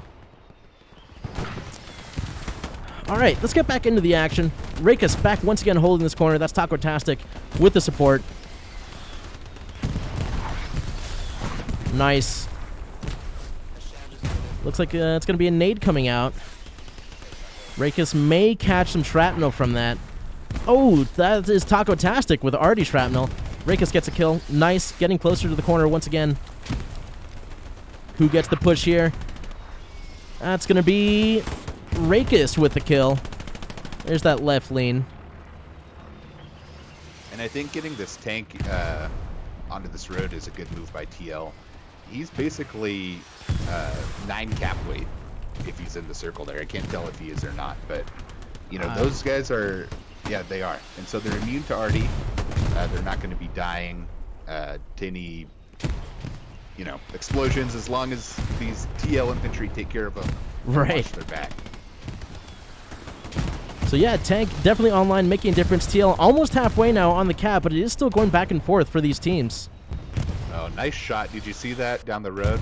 I did not. I missed that. It's probably an AT gun, but you can see how TL plays tanks here. It's really kind of an interesting style where they go back and forth on the side. Allows them to peek really quickly and then move back into cover.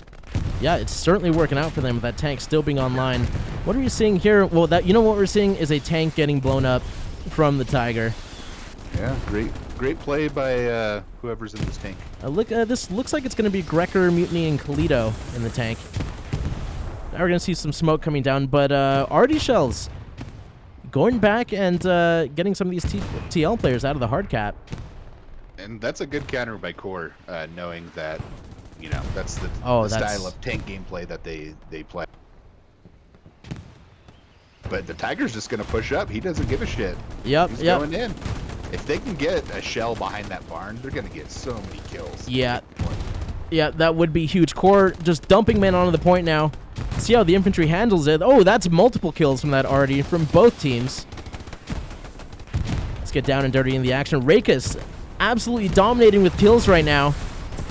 TL coming out on top in these firefights. Rakus still alive. Let's get closer. As he runs over the pile of blood and gore and just adds himself to that pile. That's tragic. Tragic for Rakus. But it looks to be perhaps a cap going back in TL's favor. Not quite over just yet, as CoRe does get some men back to counter that. And as that whole spawn is just wiped immediately. Absolutely. And as the cap switches, we are going to once again get our logos corrected here on stream. Thank you, everybody, for being patient while we get that corrected. But that's going to be TL with the 3-2 now. Back in control. I'm sure TL's just going to be super hyped about this. They did this last week to WTH, where they took middle, they lost middle, and they took it back. And I know when something like that happens, they're immediately thinking, damn, we might win this. And so they're going to be on top of their game, and I feel like that's just going to be a huge boost to them. Yeah, as far as momentum, that's definitely got to feel good for the North American team. So let's take a look at how they set up their defenses. Let's obviously, if you're the line, you want to make sure you're getting yourself set up so that if the shit hits the fan, as some say, you're ready for it. So we'll keep an eye out. It looks like a Garrison going up straight away. It's going to be a silly little seal getting taken out right as that Gary does go down. And CoRe getting ready for the counterattack. So we're almost at the halfway point, and TL currently with the lead, 3-2. And this is certainly the game. This game, I will say, certainly living up to the expectations so far. Yeah, and I think TL have a good chance of holding on to mid here. Look at how far they've pushed up after taking this. This is going to be dangerous for CoRe if they kind of start hitting these spawns that they have right on the line. Good play by Bloody there as well. Definitely. Or Streets, my bad. Yeah, it looks like there's three of them. Yeah, OP going down. AT gun out of commission. He does lose his life, but still a great play knocking out that OP. Bloody 9 and Senseless. About to engage, perhaps Senseless with the advantage. Will he shoot him just through the hedge? His gun did show for just a second. Bloody knows he's there. Senseless just runs through and finishes him off. Line, good control right now over the hard cap. And Drayskiff taking position with his MG on the plane. Looking for targets to shoot. He does get one. That's going to be luck. And surely no one peeks that hedge once again. Not yet, anyway. So really quickly, this is. Oh, sorry. Go ahead. Yeah, really quickly. Just going to take another look at the arty for the line. Looks like just one gun online once again. And just getting that one gun online, I think, kind of changed the course of the match, along with Kalito getting his tank in there. That was a huge play by them. They literally took the point, drove their infantry in, and now they have a huge advantage. Definitely. So, who knows? Maybe Kalito will get that top tank score. Mr. Do and Bossman and Trossi better look out. So, Leroy and Gil off to the west. Once again, we've seen these players basically hold the side of the map for most of the match. Oh, that's unfortunate for Leroy. 0 for 2 with the caster curse, unfortunately. That's Gil getting taken out as well. Pepper going down too. CoRe's infantry doing very well consistently throughout this match so far, at least on this side of the map.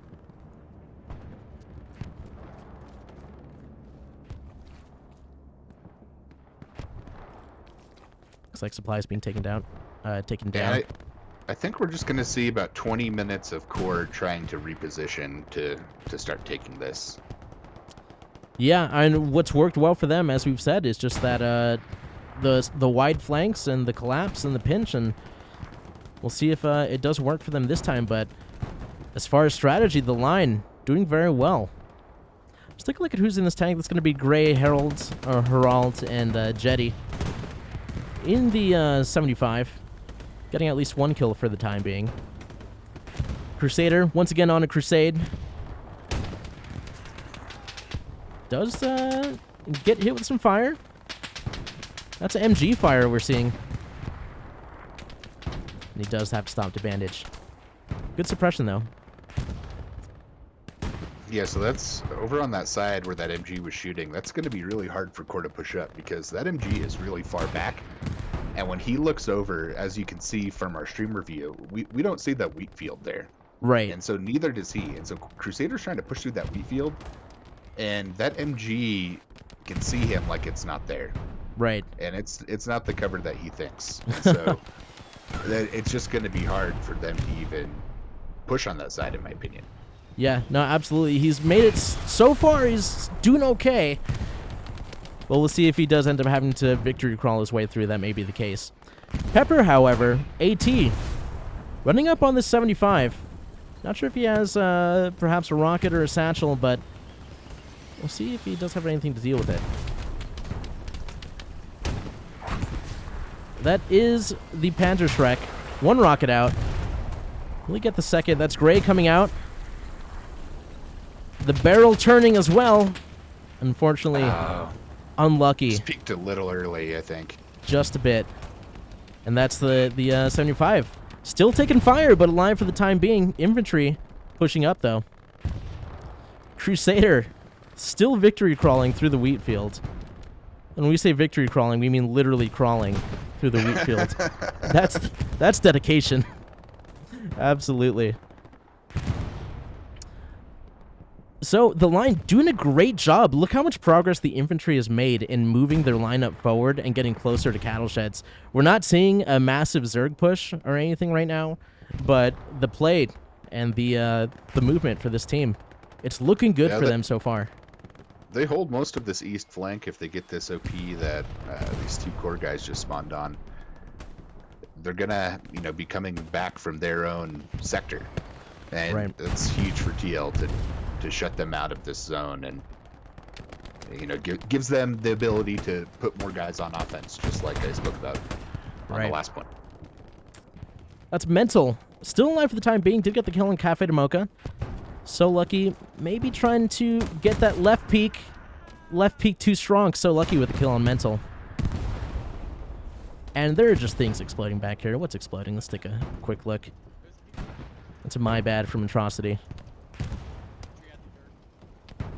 Chicken and Waffles and Cosmos running up on Zoom. Zoom seems ready for it. Chicken and Waffles is more ready, though.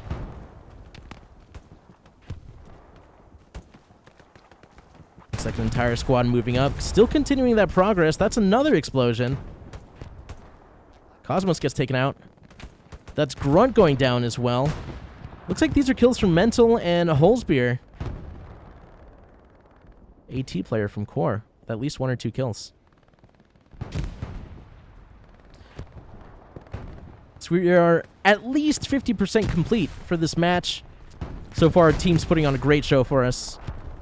We want to take the moment. So Lucky got his OP there with the grenade. It looked like he may have. It might have. We'll take a look on the other side. If not, he's going to get it. He just got it right there. Yeah, that's the OP down. Mental must know he's here now, though.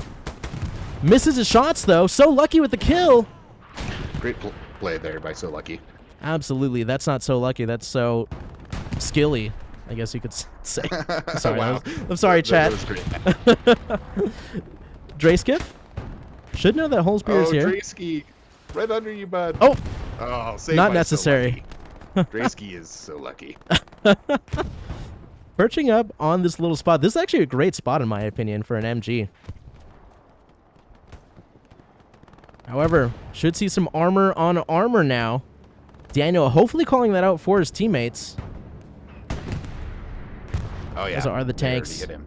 Definitely engaging. We hear a plane flying over somewhere. Is that a bomb? What are we seeing here? Is that a bombing run on the Arty? That that They is did that versus us too. That is one way to take out the artillery. I thought I heard the plane. That's mean, man. This is cyberbullying. You can't do that, Yeah. TL. It looks like they paid for it, though. That Tiger tank finally going down. The Lux returning fire. Yeah, I'm bummed that we missed that tank fight, but it was worth it to see the Arty bombing run. Yeah. It's kind of just like a punch in the stomach. Yeah. Yeah. That is interesting. Absolutely. But the 76 getting the best of the Tiger crew. Looks like this is going to be Rontmeyer, CQB, and George coming out on top. that Tiger tank already damaged when they did get into that engagement. So Yeah, they did kill the Tiger, but they're falling way back because those infantry are just gonna push them there, and so might give TL enough time to get back in place. yeah, it looks like Taco still alive right now, heading over in CoRe's direction, and we did see actually Cattle Sheds ping for just a moment, and it is going now.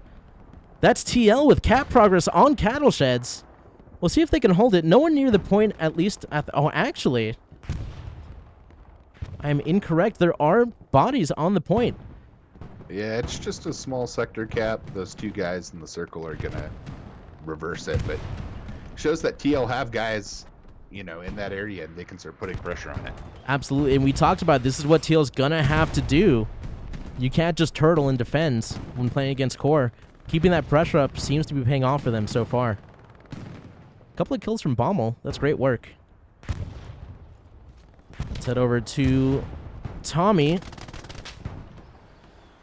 Will he catch it? Actually, oh, Civs gets saved by either, it looks like a nade or Artie.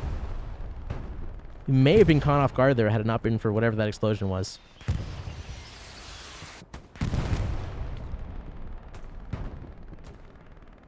So we'll take a quick look at our map as we pull out for a bird's eye view. The line doing great work in moving forward off of this point.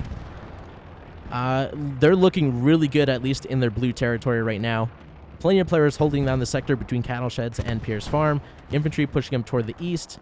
Let's take a look toward the west. Even toward the west, they're dedicating a few more players to this side of the map. Obviously, as it is closer to Cattle Sheds. But this looks like great map positioning to me for the line. Yeah, a lot of these guys on the west were attacking the fourth point earlier, and now they're kind of defending their second point. Right. It kind of flipped sides once TL took that and made up all this ground. And it's also allowing TL to clear out any type of flank for middle. And so this kind of just inherently benefits TL that they're playing both offense and defense at the same time. Just like to point out, that's really unfortunate for Rikus with those missed shots. I counted 7 or 8. That's really tragic. Inferno, though, still alive. Getting closer and closer to Cattle Sheds. Squad lead's doing a good job of getting their squad pushed up.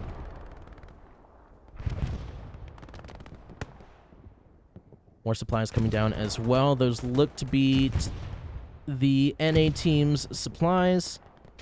Seeing armor on the point as well. Is that the Lux? That is the Lux zooming past. Looks like just a one-man crew. That's Dark Ninja. I think he's one of their tank support players, so he's probably just eating the Lux in, trying to see if he can kill a Garrison or wipe a couple OPs or something. Right. So CoRe, is that 2 pieces of armor that we're seeing? No, it looks like just the one, but with infantry to support.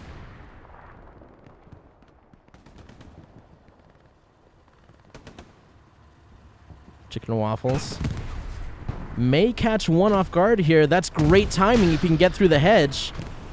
Chooses not to push through just yet. Oh, this could be huge. Sema goes down. That's 1. Will he turn left? That's an OP gone. Gets 2 for chicken and waffles. It's a great play by him there. Yeah, and avoiding the tank for the time being. Not sure if they even know he's there. Looks like infantry did spot him. Still alive. Chicken and Waffles in a 1 versus 3 now. That's a total of 3 kills for Chicken and Waffles on this push. Tank squad still out.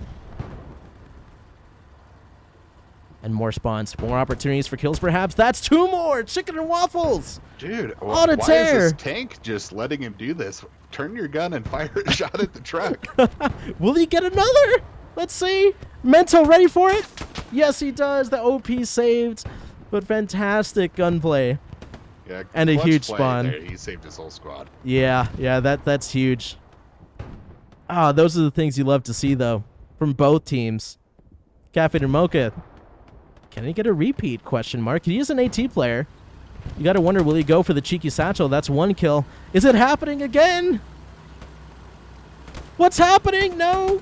That's Sema getting the kill. All is well for CoRe. They're doing okay.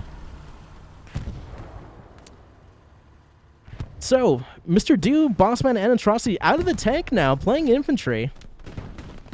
Yeah, wonder if they're just waiting a couple of minutes for some fuel. What's their fuel situation like? I Looks can't like see it on 290 for fuel, 286 for munitions, and 358 for manpower. Yeah, so they're just a little low. They're getting, a lot of trades. CoRe, lots of infantry concentrated between cattle sheds and Pierre's. Monk gets taken out as well. This to me is going to be a tough area to take without the supportive armor. Where's the other tank on the map? Where's Toledo at? Let's take a quick look. We're seeing one tank, that's Dark Ninja. Is there no armor for the line right now? I am not seeing any. Oh, it looks like one coming back. It looks like Toledo and Greg are coming back up the middle in a tank. Yeah, they must have gotten wiped then. It seems like CoRe's tanks are playing pretty solid right now. Yeah, no, absolutely. Definitely seems like they prepared with everyone talking about how good the tanks are. Got to be sure that these players put in some extra time. And CoRe's kind of made some progress. They're coming down from that north side. Right. In numbers now. It's going to be Para getting around behind Taco. Will Taco hear? That's Para getting one kill. Maybe it gets called out. Perhaps not. Taco, put on your headset, Taco. Nope. Oh, they both just run away. It's a diplomatic approach to war. Monk. Not so diplomatic. Misses the shot with the K98. That's going to get you killed. And let's take a look back for a bird's eye view one more time. CoRe definitely, I think you're right, Magic, making a bit more, gaining a bit more ground, at least up the middle from the north. The east and west flanks are still solid, but this middle is kind of shaky right now. Yeah, no, absolutely. Without armor here to support, I think CoRe it gains a little bit more, at least in this area. Looks like armor still in play for CoRe. This is going to be the same crew. Yep, that's CQB, George, and Rotmare. Mr. June Bossman still alive. And without armor, at least on this side of the map, CoRe might have an opportunity to perhaps get closer to Pierre's once again. Again, with the armor for TL being one of their main advantages, you definitely want to get that back in play as soon as fuel allows you to. So, off to the west. Looks like even wider flanks coming out now for these teams. Looks like that's going to be Ghost, Regil, Pepper, and Curse. And way off to the side, that's going to be Saint from CoRe and Mr. Insane Bunny. And these teams are going way out. Ghoster looking like he may come across this four-man squad. We'll be ready for it. Soviet Viking taking position with the MG. Ghoster using smoke to his advantage. Should hear these shots. Will he get one? Sees Offbeat. Misses a couple shots. Gets one kill on Zim. Offbeat still alive. And he does get traded from Offbeat. Looks like Soviet Viking also laying down machine gun fire toward Gil. He's going to have to get that mounted. Yep, easy kill once that does go up.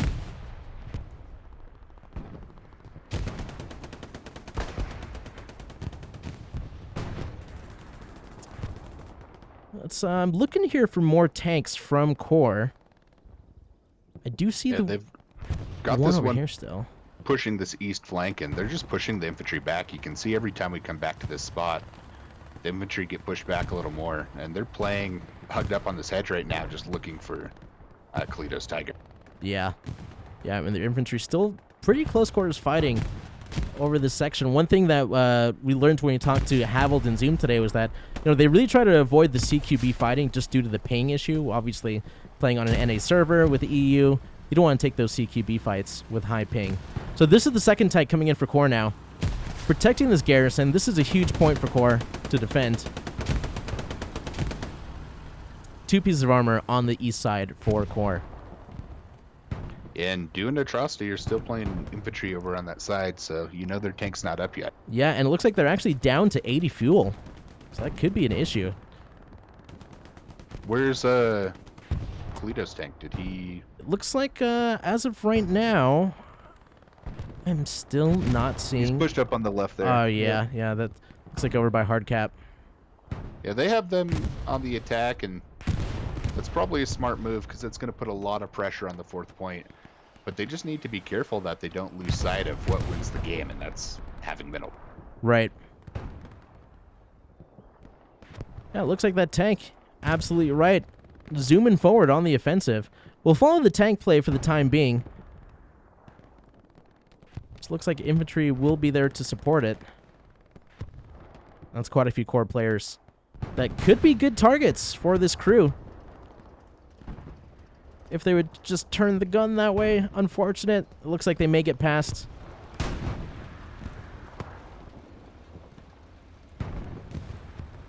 It looks like nothing too crazy happening yet. But what is happening, though, is CoRe putting pressure on Pierre's farm. We did see that ping for just a second. So let's get back over to this midpoint. Again, 2 pieces of armor still off to the east. Point being contested. Under 30 minutes to go now. Let's see what CoRe and TL do in this situation. I don't know what the calls are like in the TL command chat, but I think it's kind of a misplay for that Tiger to be all the way out there on the attack. They have both 76s on this northeast side, and they're pushing their infantry straight down the middle. Like, it's obvious what CoRe is trying to do here, and if that Tiger is way out of position to counter it, then that's going to be a huge blunder for TL. Yeah, and you have to wonder, like you said, just what the comms are like. Obviously, with us having the bird's eye view, we're seeing everything. So you got to wonder, is the infantry just not seeing it? Is it not being called out? But I do agree that something needs to be done about this armor if you're TL. Good spawns here. I think CoRe takes the sector of the map in the next minute or so. Yeah, they're just pushing slowly forward, and they're going to get this OP eventually. Yeah, eventually. 2 kills for CoRe. Dingleberry with a trade. Will Sama get the trade? He does. And that's CoRe. Needs to run out there and get that OP. He doesn't know that it's clear, but... Right. Great work by CoRe, though. Yeah. Yeah, they're pushing this east flank really good. They have right down the middle. The west side is the only area, but they don't really need that if they can just walk in, but... Right. They're getting a lot of trades on this north side as well. I think Artie's hitting that. Yeah, that may be the case here. CoRe still looking good on the west now, at least closer to the point. We did see TL with good positioning way out to the west earlier. Looks like that is gone for now. As we look for the tank. Just flickered as well. And I think Kalido's just going to keep pushing. Yep. So, looks like TL going for the offensive. A bit of a gamble, perhaps, but when you got Gambleito in the tank, maybe that's what you do. Looks like they are actually maybe taking up a defensive position here. Mosh, I don't know if he makes it out of here alive. Perhaps they see him. No, he does get... perhaps not passed, but still alive for the time being anyway. They might be trying to hit one of these tanks from super long range. It kind of looks like they're just eating shells through those trees. That may be the case. Looks like good infantry support here. Mosh should go down here, you would think. There's 1 kill. Oh, and that's a rocket. Whoa, that's an interesting POV. Those are the rocket snipes for the Artie. Let's take a quick look, see if any of these are hitting. Yeah, they absolutely are hitting. Was that Taco-tastic we saw? That may have been Taco. With the rocket snipes, almost hitting the cameraman. So, I think it was Pepper. Was it Pepper? It may be Pepper. Yeah. Pepper was doing last game. Interesting plays that we're seeing. Gil is also here, perhaps trying the same thing.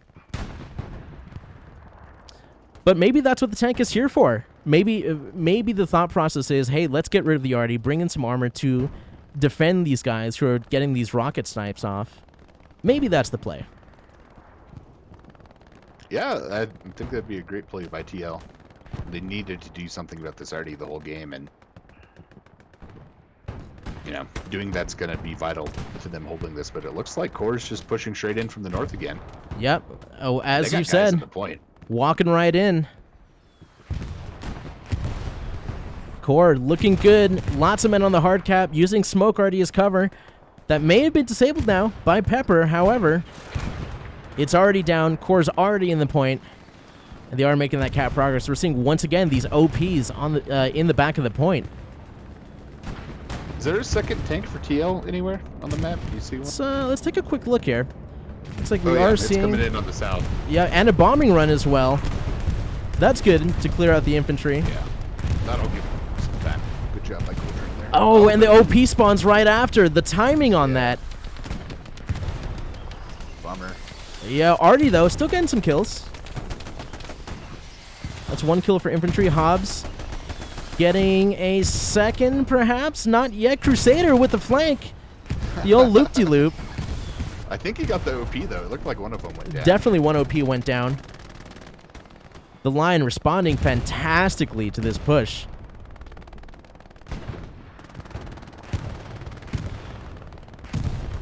And both of these teams playing their hearts out. 24 minutes left. It could absolutely go either way for these teams. Huge OP spawns from CoRe, though. Just a massive line of infantry heading that way. I'd really just want to point out, for everyone in chat, Bommel is a medic. Shout out to the medics in the game. Underappreciated. I know I'm going to get a lot of flack for that, but I am a pro-medic player, just for the record. 76 coming in now, onto the point. This is a good play by CoRe here, pushing into 76 and, you know, supporting this big spawn wave they have. These guys are dying, but they just come back 15 seconds later, and TL are all the way on the south side now. Right. This is going to be really rough for them, but I wonder if the 76 runs into that Tiger that's just to the south. Yeah, that's actually shells going into the Tiger. That's the other tank that we're seeing behind the hedge. This Tiger going to be a bit of a tough play for them, I think. It is the squad, Mr. Do, Atrocity, and Bossman. Going to be engaging 2 tanks now at this point. That's definitely going to be tough.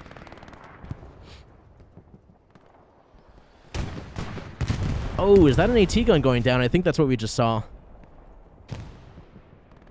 And right now, CoRe still making that cap progress. Let's get down and dirty once again. Bommel getting taken out. That's 2 kills for Rakus. Something got that 76. I don't know if that was Mr. Deuce tank or not, but good play. Yeah, absolutely. 1 tank down, perhaps 1 to go if you're TL. Rakus and Jetty getting around. He does get taken out. Rakus goes down as well, though. And the line getting back the cap progress.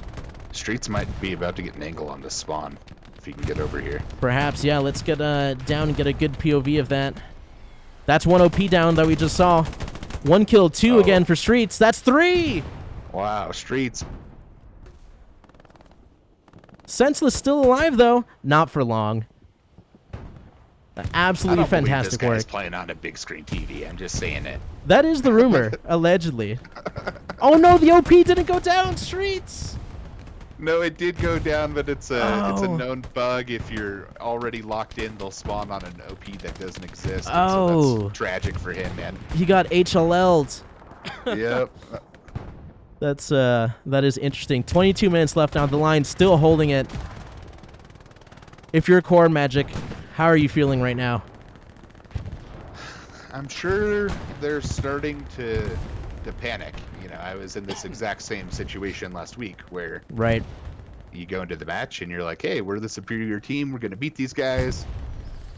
You know, we beat them before, and they start slapping you in the face and, you know, kind of giving it to you. And I wouldn't be surprised to hear of some server stuff at the end of the game. You know, it's been talked about before, and it's hard to play.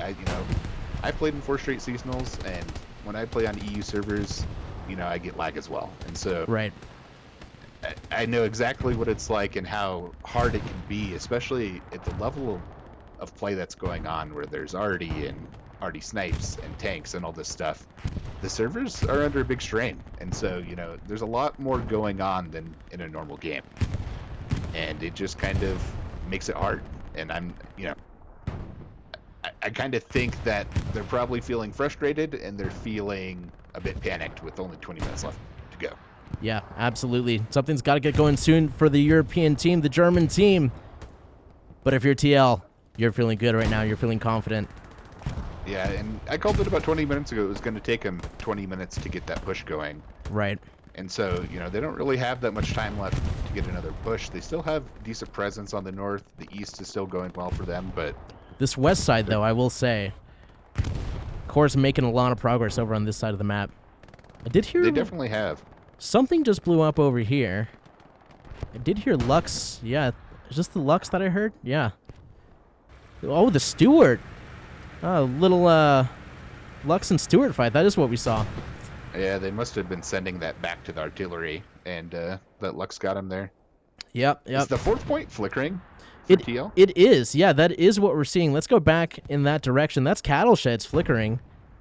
So you head over to this side. It's not a lot of people here, but what we are seeing is Civs getting kills on the point, single-handedly flashing the point. He does get taken out, but that's, again, the kind of pressure we're seeing. Yeah, he was hoping to maybe get a couple more trades and get their spawn there. That would have been a huge help.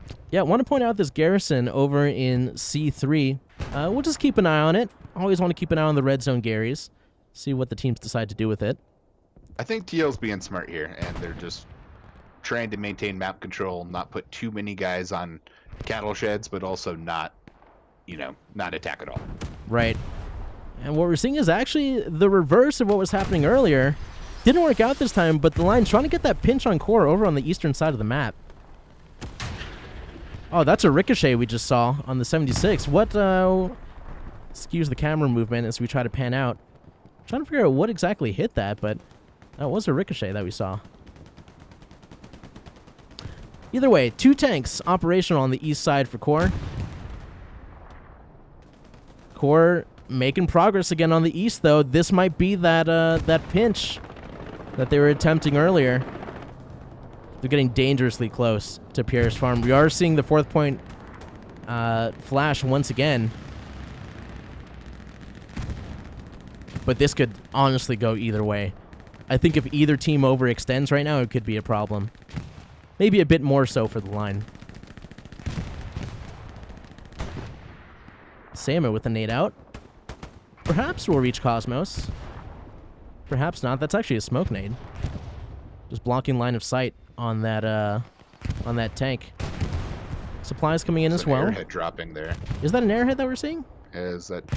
Oh no, those are supplies. Just supplies. Yeah, just supplies. No problem.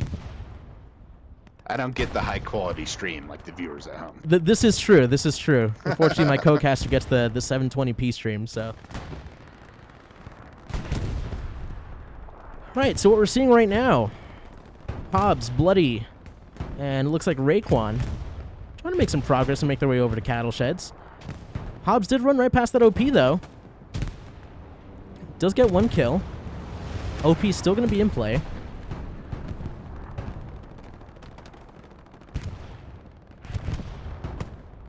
Oh, that's disrespectful.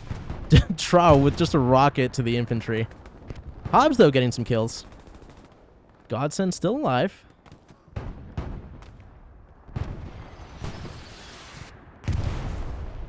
Definitely looking for Hobbs. Hobbs just decides to run through, though. He's ready for it. Outplays Godsend.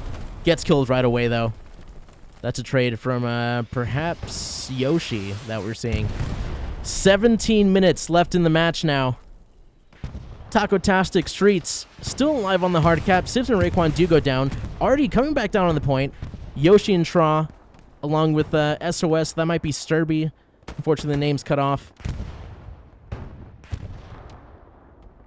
Trying to get something set up here near the hard point. Taco does go down as well.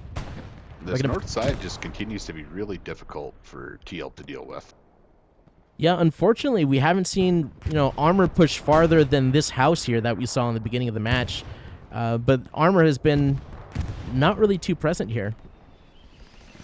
Definitely focused more so on the east side. It does look like that tank crew is back. Let's check to see who's actually in it. And it looks like Cattle Sheds is flashing. This is going to be Mr. Jew, Bossman, and Atrocity. Let's take a look at Cattle Sheds. TL making cap progress. Who's in the point? No one actually in the point. However, that's going to be Kalito, Grecker, and Mutiny on the offensive. Cattle Sheds almost a quarter of the way there. And this could be huge for TL. However, the midpoint Pierce Farm did flash too.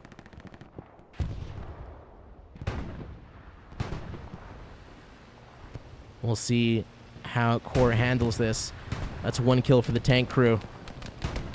Yeah, I think they're just going to try and push right in and get a garrison, get some cap weight going. Yeah, absolutely. And they are getting a little bit. Callejon, if I'm pronouncing that correctly. If it's Spanish, that's how you pronounce it. The AT getting the rocket out. He's ready for it. Will Piat be able to save him? That's 1 rocket off. Piat doesn't turn around. Now he sees him. Nice job, Piat. Jay Thompson, though. Oh, no. He turns his back to him. The crew's got to turn around once again. And that's going to be RIP for the Tiger. Khalito's still alive for the time being. That's bad luck. It's really hard in that situation. Yeah, great AT play, though. Hitting it from 2 sides. CoRe did have a bit of cap progress over on Pierre's farm as well, though. Using smoke to their advantage once again. This has worked for them multiple times. Mosh and Civs. CQC. They actually run past each other. Mosh gets taken out. CoRe still making that progress, though, on the capture for Pierre's farm. With 14 minutes left, if CoRe takes this, I think it's going to be really hard for TL to come back. Yeah, it's just not a lot of time, and I knew this was going to go down to the wire after the game started. You know, I will fully admit I was wrong about the 5-0. Really quickly, looks like that Greyhound wiping OPs. More of a problem for the line now. That's Crusader on the Crusade. Oh, and Road kills the dead body. The disrespect. What a play. Timing with all the push. Yeah. The core infantry just getting in there and wiping those OPs. Yep. And look at this. The infantry holding W key, getting to the point. And it's going back and forth. Zim made it across the wheat field, gets 1 kill. Curse gets the trade. I think TL must have just thrown a reinforce down because they're defending briefly. There's very an airhead briefly coming down on the point. I don't know if that's a TL or that is a CoRe airhead. Absolutely. A CoRe airhead. Tragic. Oh no. It could be falling apart here. Here's the spawn, though. Can they catch it in time? It's behind the building. Raekwon goes down. Monk making the push for it. With the Panzer Shrek out. Oh no, the rocket on Sturby. Did he get it? I think he did. It's so hard to see. Did. I think he did get it. Yeah, that's an airhead down. Clutch rocket. Wow. And the line defending for now. CoRe sending more infantry out that way. Oh, and huge already from the line. Wiping squads. Mr. Pink last alive. Will he catch Hobbs? No, he's not. The line already coming in clutch now. Let's pan out for a bird's eye view. CoRe still with the man advantage. Yeah, they're coming in from the west real hard now. Absolutely. That's great already, though. But CoRe, being smart, just simply moving their OPs back a little further. This could very well still go the way of CoRe. Absolutely great contention. Counter already coming back in now. Commando Jenkins last on the hard point. CoRe looking good for them right now. Looks like Cattle Sheds is still flashing. However, if I'm CoRe, I'm sending everybody back. Or if I'm TL, excuse me, I'm sending everybody back. I couldn't imagine why you'd still even be on Cattle Sheds. Being 50% capped, I would definitely be full hands on deck for defense right now because, you know, you're 50% capped, there's 12 minutes left in the game. Right. You're throwing right now. Yeah, it's definitely going to be tough to come back from that. The line getting infantry back on the point, though. Don't know if it's going to be enough. That's a 76, or a 75, excuse me. Actually, that may be a 70. It's a tank. 76, getting back on the point.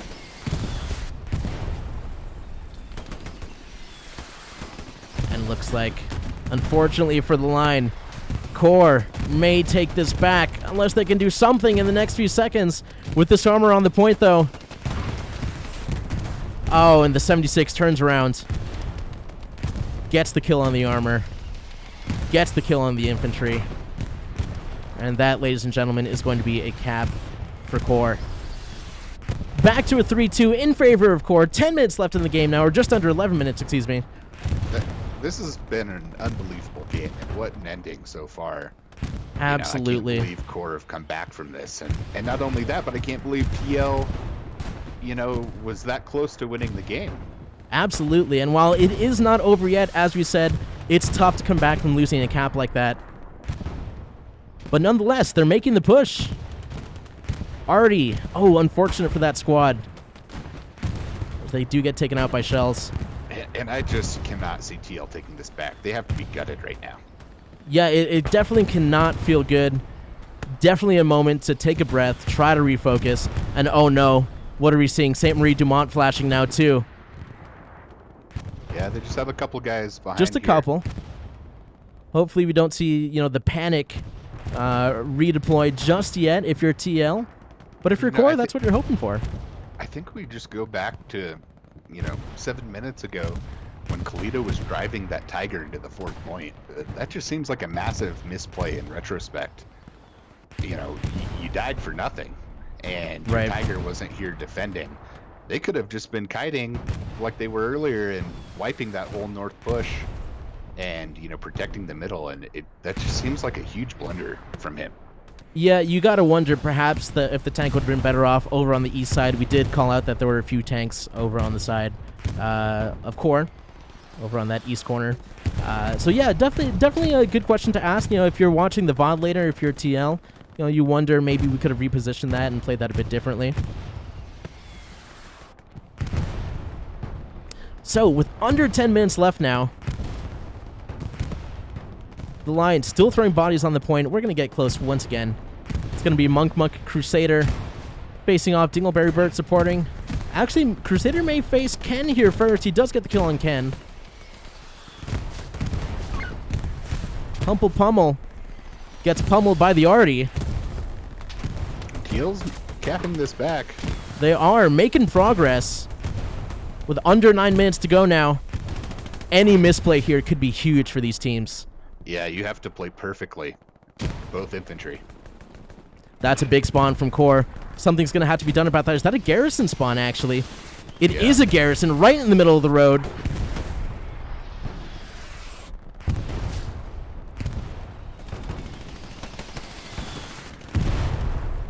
And TL, while they did have good progress there, that garrison, along with what I'm sure are quite a few OPs from CoRe, that's got to be dealt with, but can Raekwon do something about it? Let's get a closer look. Spots 2 there. Gets the second. Unfortunately, going to get taken out by Tra. They are aware that there are some sort of spawns here, but unfortunately, the garrison still in play. Unfortunate for TL, I should say.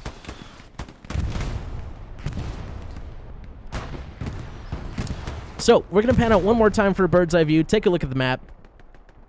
7 minutes left. CoRe looking absolutely on point to win this final.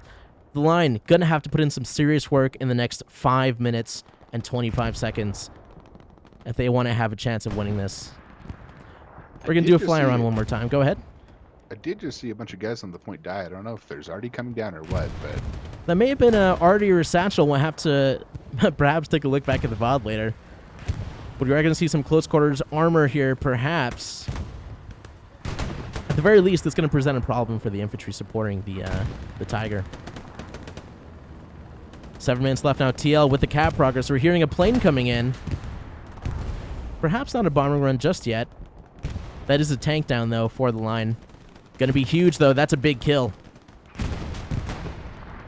AT gun still lobbing shots off. The point still flashing for a moment. The line making cap progress. 6.5 minutes left now, ladies and gentlemen.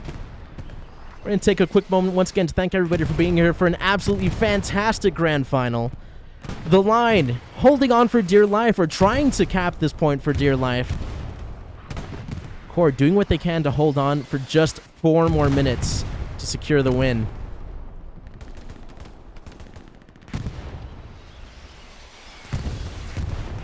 Another big spawn right in the center. Is that a garrison? That is a garrison right in the middle. Rockets being lobbed as well now, though. CoRe just throwing all the bodies they can on the middle point. More rocket snipes coming in from the line. Yeah, I think they're trying to rocket snipe the garrisons because they don't have real artillery. That's wild. Yeah, it's you know, people have talked about adding the portable mortars to the game. TL said we'll do it ourselves. Yeah, that's what's getting all those kills on the point. So that's pretty good, you know. Making do with what you have when you already can't get the job done. Yeah, absolutely. But CoRe just absolutely throwing men into the meat grinder, keeping them alive for the time being. I'm looking for the armor for TL. They do have 380 fuel. Let's take a look at the map to see. Looks like that's Kalito, Grecker, and Mutiny actually getting behind them on Pierre's farm. And they just blew up there. They were behind them, we will say. That is unfortunate for them. But great work from CoRe. Yeah, with those 2 tank kills, I think CoRe's gonna just be playing really aggressive with their tanks now. They know those tank squads are down. Right. They're gonna drive in and consolidate this point. I think that's a GG. Yeah, it's definitely looking solid for CoRe at the moment.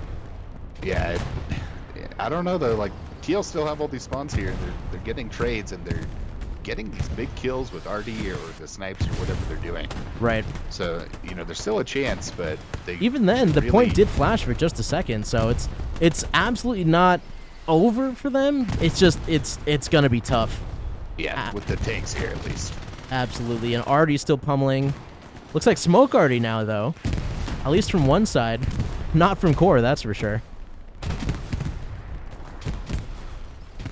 So the line have just about 2 minutes left to start a cap and hold it before the game is technically over.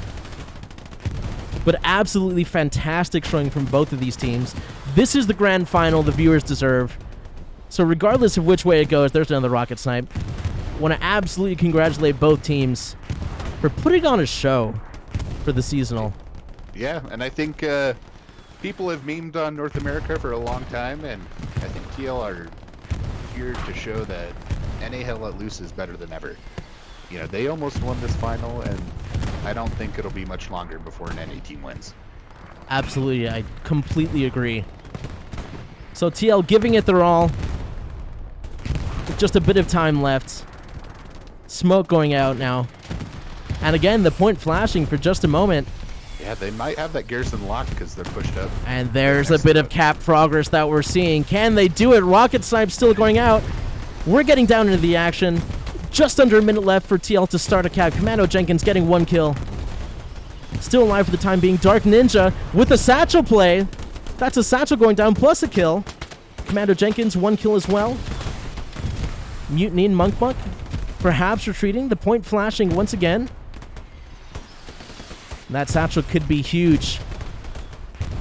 76 still in play though. That's going to be tough. 2 minutes and 40 seconds left now. Artie's still showing the point. Unfortunately, TL just looking like they don't have the bodies on the point.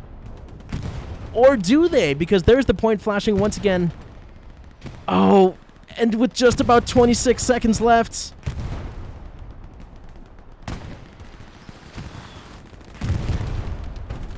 Did that satchel go off? Did we happen to catch that? Perhaps they took it off. But with just about 10 seconds left, so many players. The 76 going down now as well. Wow. Oh, it's going to be close. This is the most dramatic ending I've ever seen for a game, dude. Absolutely. 2 minutes left to the line. Have to hold this. The tank's going to have to back up. There's infantry behind it. 1 minute and 51 seconds. TL still making cap progress. Oh, I hope that tank just pushes up. He's got to dive into the point. Gonna have to for now. They are pushing forward the line. A minute and a half left. Oh, yeah. If TL pull this off, I'm going to be amazed. This will be the most insane comeback They I've have ever the seen. bodies on the point. And just almost halfway, all we can do is watch at this point and see how this plays out. CoRe with the huge spawn behind. Will they get flanked? Oh no, the artillery! Oh my god, Taking out the squad! 50% cap progress, 1 minute left in the game! And they are playing for their lives. Armor coming in now for CoRe. This is the 76. Gray, They've got to Herald, save the point Jetty. here. And look at the amount of infantry from CoRe. Just rushing from behind. The line have to turn around. 45 seconds left. And oh my gosh, this could still go either way. Just 30 seconds. CoRe stopping the cap progress now. Can they hold 30 seconds? Oh no. I think CoRe might hold on. There's the tick. And unfortunately for the line, not gonna happen. CoRe holding on with just 30 seconds left. Absolutely incredible. TL have to be proud. You have to be. They do. CoRe, champions of the Spring Seasonal 2022. It goes to Corvus Rex. Absolutely insane final. Let's switch back to our camera here, Magic, as that's absolutely incredible. CoRe holding on, the line putting on a just absolutely fantastic attempt at a win. Magic, what are you thinking right now? I think that was the best game of Hell Let Loose I've ever watched. That was unbelievable.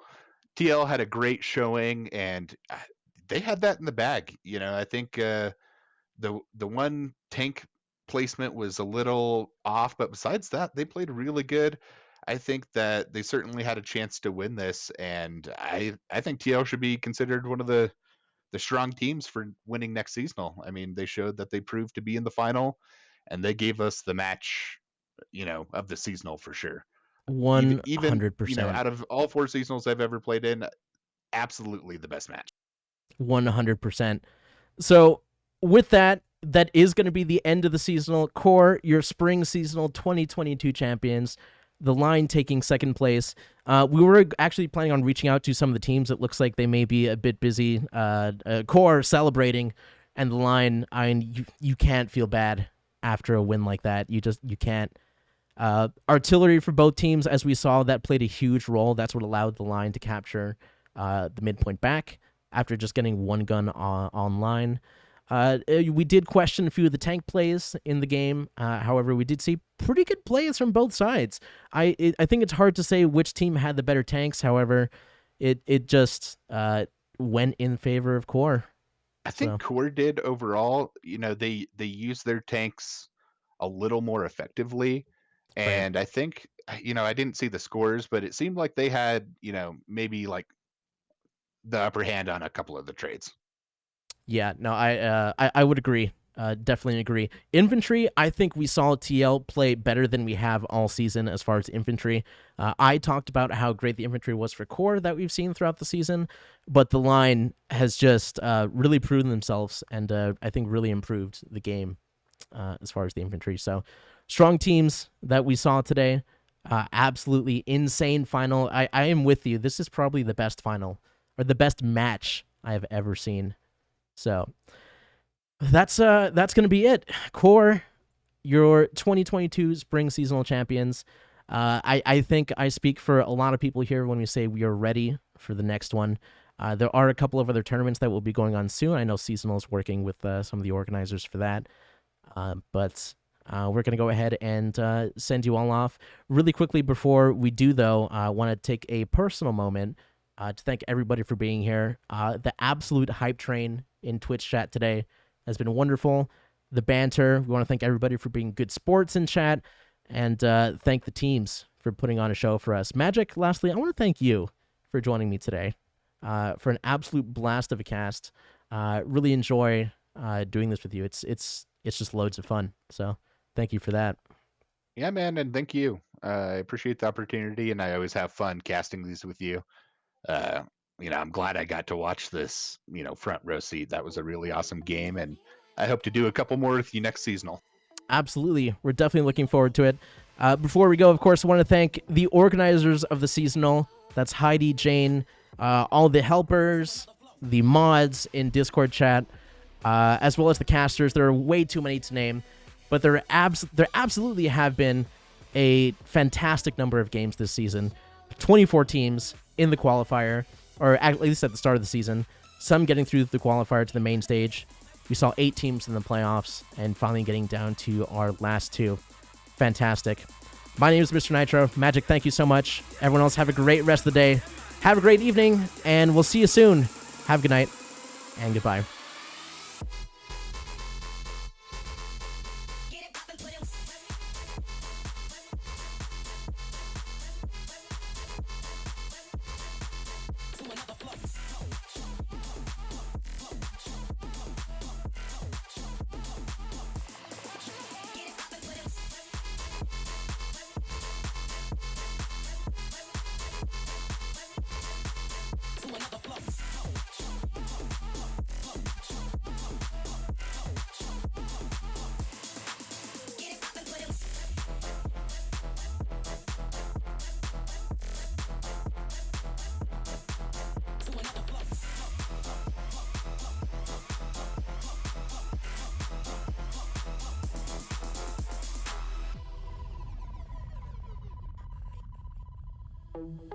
Tell me where to go, what to do.